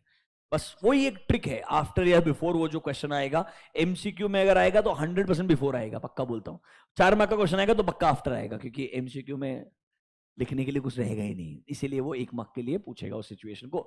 छोटी छोटी चीजें यार, अगर इस सब्जेक्ट में थोड़ा सा आपने टाइम डिवोट किया, हर स्टैंडर्ड को एकदम डिटेल में एक बार पढ़ लिया, नेक्स्ट टाइम रिवाइज करते वक्त हार्डली कुछ मिनट लगने वाले हैं. And if you do a revision 2 or 3 times before the exam last day, you should devote more time to other chapters only. Standards का अंडरस्टैंडिंग एक बार हो गया ना आदमी को, रोज रोज पढ़ने का जरूरत नहीं होता है इसको. लेकिन अब एक बात बताओ, परवेजिव वर्ड समझ गया तो समझ गया ना यार, कोई डेफिनेशन बदलने वाला थोड़ी है उसके अंदर, कुछ भी नया नहीं आने वाला है. Once you understand it's done. That's how it should be. Do you understand 705? ये हमारा नोट नंबर 3 भी हो गया. तो नोट नंबर 1 था definition of pervasive, note number 2 definition of qualified adverse and disclaimer. Third वाला, अगर मैनेजमेंट रेस्ट्रिक्शन इंपोज करता है after the acceptance of engagement तो क्या करना चाहिए. बहुत जगह पे आईसीआई ने अपने मॉड्यूल में ऐसे सिंपल चार्ट्स दिए. इस बार आईसीआई बहुत एक्साइटेड हो गया, समझ रहे हो मेरा बात. तो कलरफुल चार्ट्स दिए तो मैंने भी एज इट इज उठा लिए. जहां जहां मुझे कलर पसंद है थोड़े कलर चेंज कर दिए, उसके अलावा और कुछ ज्यादा है नहीं. समझ रहे हो मेरा बात. अल्टीमेटली वही कहानी है. तो अगर तू 4 लाइन पढ़ेगा वो भी आंसर सेम आने वाला है, ऐसे पढ़ेगा तब भी आंसर सेम आने वाला. जो तेरे को पसंद है पढ़ ले. Is this clear to you? अब आ जाओ एक लाइन देखो. If the auditor decides to withdraw. यहां पर एमसीक्यू में जरूर ये क्वेश्चन आ सकता है, मैंने आपको ऑलरेडी पढ़ाया है, वही रिपीटेड ढंग से देखना. देखो, when auditor decides to withdraw, obviously सबसे पहले मैंने क्या करना चाहिए, I should communicate to TCWG. Let me tell you the reality actually में हमने किस तरीके से इस पे काम करना चाहिए. पहले 2 मिनट डिस्कशन करते हैं, फिर आपको बता दूंगा. लिस्टेड कंपनी, सबसे पहले मैं डायरेक्टली ऑडिट कमेटी के पास जाता हूँ. TCWG मतलब ऑडिट कमेटी, उसका जो चेयरमैन है उसको डायरेक्टली मेरा एक कम्युनिकेशन जाता है दैट इन रीजंस की वजह से वी आर कंसिडरिंग विड्रॉल और रेजिग्नेशन. ऑब्वियसली जब हम हमारे रीजंस देते हैं वो भी हमें रिस्पॉन्ड करते हैं इन रिटन फॉर्मेट कि हमें क्यों लगता है आपने रिजाइन नहीं करना चाहिए. They will try to defend ideal circumstances के अंदर. If they are very excited then it's a different story. Ideally उन्होंने रिस्पॉन्ड पॉजिटिव तरीके से करना चाहिए. Why you should not be leaving the organisation. आप कम्युनिकेशन ऑडिट कमेटी से शुरू करेंगे, वो आपको रिस्पॉन्ड करते हैं. वो रिस्पॉन्स के बाद में भी अगर आपको लगता है नहीं भाई मेरे को लगता है I don't want to continue, आपने सुना होगा आपको रिजाइन करना पड़ेगा और 30 दिन के अंदर अंदर इन्फॉर्म करना पड़ता है रजिस्ट्रार को, कंपनी को, ब्ला ब्ला ब्ला. और अगर गवर्नमेंट कंपनी हो तो सीएजी को भी इन्फॉर्म करना पड़ेगा with in 30 days. ADT form number 3 है शायद मेरे हिसाब से, जो भी रहेगा फॉर्म नंबर इंपॉर्टेंट नहीं है. समझा के मतलब बॉटम लाइन मेरे को ये करना पड़ेगा. अब इंपॉर्टेंट क्या है, जब मैं ये रिजाइन कर रहा हूं जो रीजन है वो बहुत इंपॉर्टेंट है. I have to give a reason because recently ICI को रियलाइज होगा कि रेजिग्नेशन अब बहुत वोकल होना शुरू हो गया. एंड जब रेजिग्नेशन हो रहा है, not giving a reason is a problem for the new auditor. Because नए ऑडिटर को कैसे समझेगा पुराना ऑडिटर ने क्यों छोड़ के गया. वो उससे एनओसी मांगने के लिए जाएगा, वो बोलेगा ठीक है नो ऑब्जेक्शन, पर उसने रीजन तो देना चाहिए ना कुछ कि फॉर एग्जांपल तेरे को पैसा नहीं मिला है क्या, नंबर 1, या मैनेजमेंट में डेडलॉक है क्या, नंबर 2, नंबर 3 तुझे इंटिमिडेट किया गया है क्या, या तेरे काम को रेस्ट्रिक्ट किया गया है, इंपोज मतलब they have restricted your scope. मतलब एग्जैक्टली रीजंस क्या है ये लिखने की वजह से ही नए ऑडिटर को समझेगा. एंड पता है चार्टर्ड अकाउंटेंट्स एक्ट 1949 में गाइडलाइंस भी है कि जब आप एज ए नया ऑडिट एक्सेप्ट करते हैं, वो याद है एनओसी क्लॉज, एक क्लॉज है कि भाई मैं जब नया एंगेजमेंट एक्सेप्ट करता हूं मुझे प्रीवियस ऑडिटर से एनओसी लेना पड़ता है. और पता है उसमें गाइडेंस दिया है, अगर एनओसी लिया उसने बोल दिया फीस पेंडिंग तो मैं एंगेजमेंट एक्सेप्ट नहीं कर सकता हूं. पहले मेरे को फीस का सेटलमेंट करवाना पड़ेगा, फिर एंगेजमेंट एक्सेप्ट करना पड़ेगा. ऐसे रिस्ट्रिक्शंस चार्टर्ड अकाउंटेंट्स एक्ट 1949 में क्लियर है, क्लियर. तो उन्होंने क्या बोला, it is important that you mention the reason. And listed company अगर है तो सेबी चाहता है तुम्हारे रेजिग्नेशन की वजह से हमारा रिपोर्टिंग टाइमलाइन खराब नहीं होना चाहिए. इसीलिए बोला अगर तू रिजाइन करता है क्वार्टर के एंड के विद इन 45 डेज, मतलब एंड होने के बाद विद इन 45 डेज के अंदर तो उस क्वार्टर का रिपोर्ट देके जा, आफ्टर 45 डेज तो उस क्वार्टर के साथ साथ अगले क्वार्टर का रिपोर्ट देके जा, और तीनों क्वार्टर का रिपोर्ट तूने दिया है तो भाई नए ऑडिटर को लाके फायदा नहीं है, अननेसेसरली टाइम वेस्ट होने वाला है। लॉजिकल बात है, तूने 3 क्वार्टर सेंड कर लिया तो 4th क्वार्टर भी खत्म हो जाना चाहिए, तूने आखिरी क्वार्टर का रिपोर्ट देना चाहिए, ऑडिट रिपोर्ट देना चाहिए और फिर डिसकंटिन्यू कर देना चाहिए। बिल्कुल लॉजिकल गाइडलाइंस है, वही लिख के दिए। देखो सेबी का एलओडीआर क्या बोलता है, if the auditor proposes to resign within 45 days from the end of any of the quarter under the appointment, then auditor shall before such resignation issue the audit/LR। देखो सेबी बोलता है क्वार्टरली रिजल्ट्स को review करवाओ, क्या करवाओ, review. But कुछ companies बोलती है नहीं रिव्यू नहीं, हमें ऑडिट करवाने का है, वो कंपनी का वॉलंटरी डिसीजन होता है, वो ऑडिट भी करवा सकते हैं, ऐसा नहीं है कि हमेशा रिव्यू कराना पड़ेगा। हालांकि there is a difference between the word review and audit, we will understand that जब हम थोड़ा सा एसआरईज में जाएंगे, स्टैंडर्ड्स ऑन रिव्यू एंगेजमेंट जब जाएंगे तो मैं आपको बताऊंगा how this review is different from audit. Do you know the difference by any chance? Review and audit में क्या डिफरेंस होता है? लिमिटेड अश्योरेंस देते हैं, बराबर है, वर्ड तो सही है, ओपिनियन नहीं देते हैं। In terms of work do we perform test of details in review? हम एलआर के अंदर सिर्फ और सिर्फ एनालिटिकल रिव्यू प्रोसीजर लगाते हैं, इंक्वायरी करते हैं। हालांकि कोई पार्टनर कंफर्टेबल नहीं होता है, हर पार्टनर क्या बोलता है, मैं एनालिटिकल रिव्यू प्रोसीजर लगा लिया, इंक्वायरी कर लिया, नीचे आर्टिकल बोल तू चेकिंग करना शुरू कर दे, क्योंकि साल के एंड में तो वैसे भी चेक करना ही है, तो थोड़ा बहुत चेकिंग करते जाए, डॉक्यूमेंट करते जाए, मैं उसको देखते जाएगा, समझ रहे हैं? आज नहीं, 2008 से सेम कहानी है, कोई पार्टनर जिंदगी में एलआर पे कंफर्टेबल होता ही नहीं है। 4 दिन के अंदर तुम एलआर नहीं कर सकते हो, बट एक्सपेक्टेशन है 4 दिन में खत्म करने का है, मतलब 4 to 7 days depending upon the entity, but the duration is very less comparatively, and I can just look at the numbers, I can just understand the variance in numbers. Practically quarterly numbers को check करने के लिए बहुत time लगता है, because 3 महीने का execution हो चुका है पूरा का पूरा। इसीलिए बड़ी companies, even Infosys, TCS, sometimes जैसे हमको रिव्यू नहीं ऑडिट करवाने का है, क्लियरली हमें अश्योरेंस ही चाहिए क्वार्टरली नंबर्स के ऊपर भी। तो उस केस में अगर ऑडिटर को लगता है पहले से प्लान्ड स्कोप अच्छा है तो वो ऑडिट भी कर पाता है उस क्वार्टर का। Number of days spent are more, पर उन कंपनीज में कंपेरेटिवली अगर आप मुझे पूछेंगे रिस्क बहुत कम होता है। एक आईटी कंपनी के पास खुद के आईटी कंट्रोल अच्छे होने चाहिए, assumption number 1। Number 2, service industry में है, समझ रहे हो, कैपेक्स वगैरह लिमिटेड रहता है, सर्विस इंडस्ट्री में कॉन्ट्रैक्ट बेस्ड पेमेंट्स आता है पूरा का पूरा। सो if I have a good comfort over the service agreements and contracts, checking the revenue is also not that dangerous. Expenses में मेजर मेरा सैलरी वाला कंपोनेंट रहता है एंड ऑपरेशंस वाला पार्ट रहता है, मतलब वहां पर कंपेरेटिवली ऑडिट एंगेजमेंट्स भी ईजियर होते हैं। इसीलिए ना इन्फोसिस, टीसीएस का ऑडिट आप देखेंगे अप्रैल के 15-20 तारीख को तो रिपोर्ट साइन हो जाता है, क्योंकि उनको पता है मैं Q1, Q2, Q3 ऑडिट ही कर चुका ऑलरेडी, Q4 का ऑडिट मतलब 3 महीने का ऑडिट ही करने का सिर्फ आइडियली, तो it is comparatively easier, but it is not in case of all engagements. Her case में ऐसा नहीं कर सकते, हर एंगेजमेंट अपना अलग हो सकता है। अभी के लिए रेफरेंस के लिए, अगर आप विद इन 45 डेज रिजाइन करते हो तो उस Q1 के ऊपर एंड अगले वाले पे अगर आप आफ्टर 45 डेज, तो मतलब सिंपल चीज है, Q1 खत्म हुआ, विद इन 45 डेज रिजाइन किया तो Q1 पे रिपोर्ट देना पड़ेगा। अगर आफ्टर 45 डेज रिजाइन किया तो Q1 पे भी रिपोर्ट देना पड़ेगा एंड Q2 पे भी रिपोर्ट देना पड़ेगा। देखो, if you resign after 45 days from the end of the any respective quarter, before such resignation you should issue your report for such quarter as well as the next quarter compulsorily। और sir third point important है, if the LR report has been issued for all 3 quarters, तो auditor ने आखिरी वाला जो quarter है उस पर भी रिपोर्ट देना चाहिए एंड पूरे साल का जो ऑडिट रिपोर्ट रहेगा उस पर भी रिपोर्ट देना ही चाहिए, इसमें कोई ऑप्शन ही नहीं है। Is this clear to you? Plus professional preoccupation, logical reason नहीं है, आपको लॉजिकल रीजन देना पड़ेगा। फीस नहीं मिला है, डेडलॉक इन द मैनेजमेंट है, रेस्ट्रिक्शन ऑन स्कोप है, एग्जैक्ट रीजन मेंशन करना पड़ेगा ताकि नेक्स्ट ऑडिटर को जब अपॉइंट करें उसके लिए भी रैशनली पॉसिबल हो कि मैंने ये एक्सेप्ट करना चाहिए या नहीं करना चाहिए। थोड़ा सा आपको ये पॉइंट समझ में आया क्या? एक अच्छा अंडरस्टैंडिंग 705 का। देखो, एग्जाम क्वेश्चंस परवेजिव वर्ड के अराउंड, वर्डिंग्स के अराउंड अच्छे क्वेश्चन आ सकते हैं। फिर एमसीक्यू 45 डेज वाला ऐसा जो क्राइटेरिया है उसके अराउंड आ सकता है आइडियली, मतलब छोटी छोटी चीजें हैं जहां पर वो आपसे ट्रिकी क्वेश्चन बना करके पूछने का ट्राई करेगा।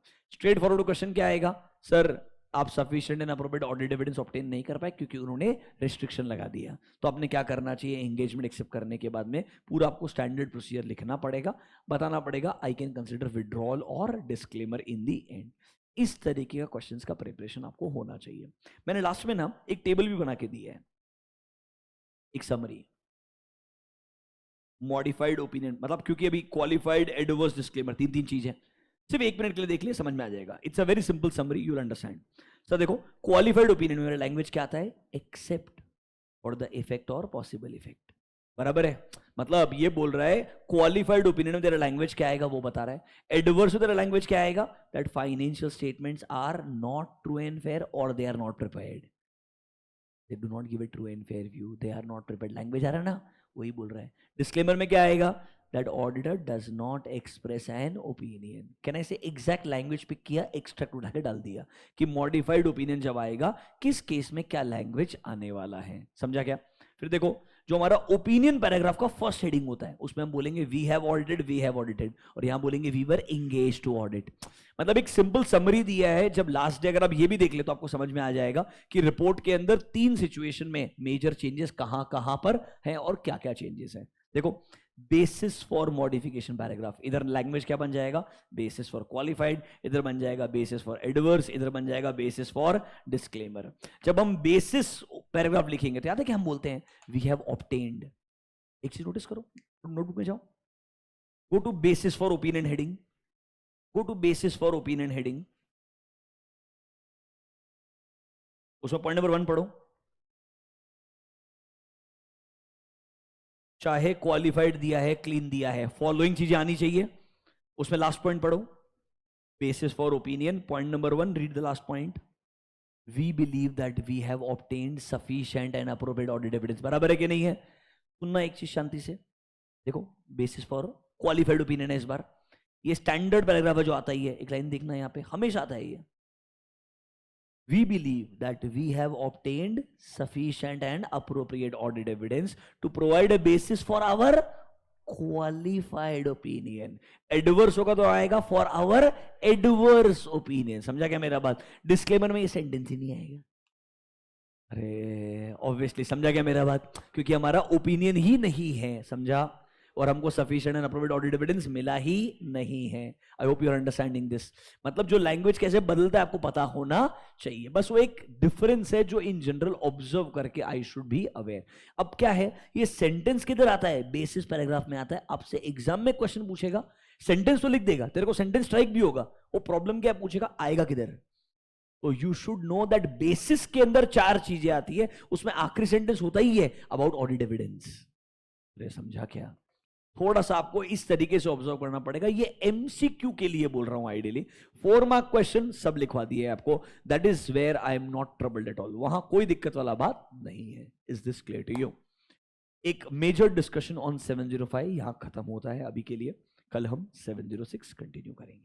अभी good online students, I hope you guys are also doing fine. Thank you. Where's mouse? 1 second. Thank you, online students.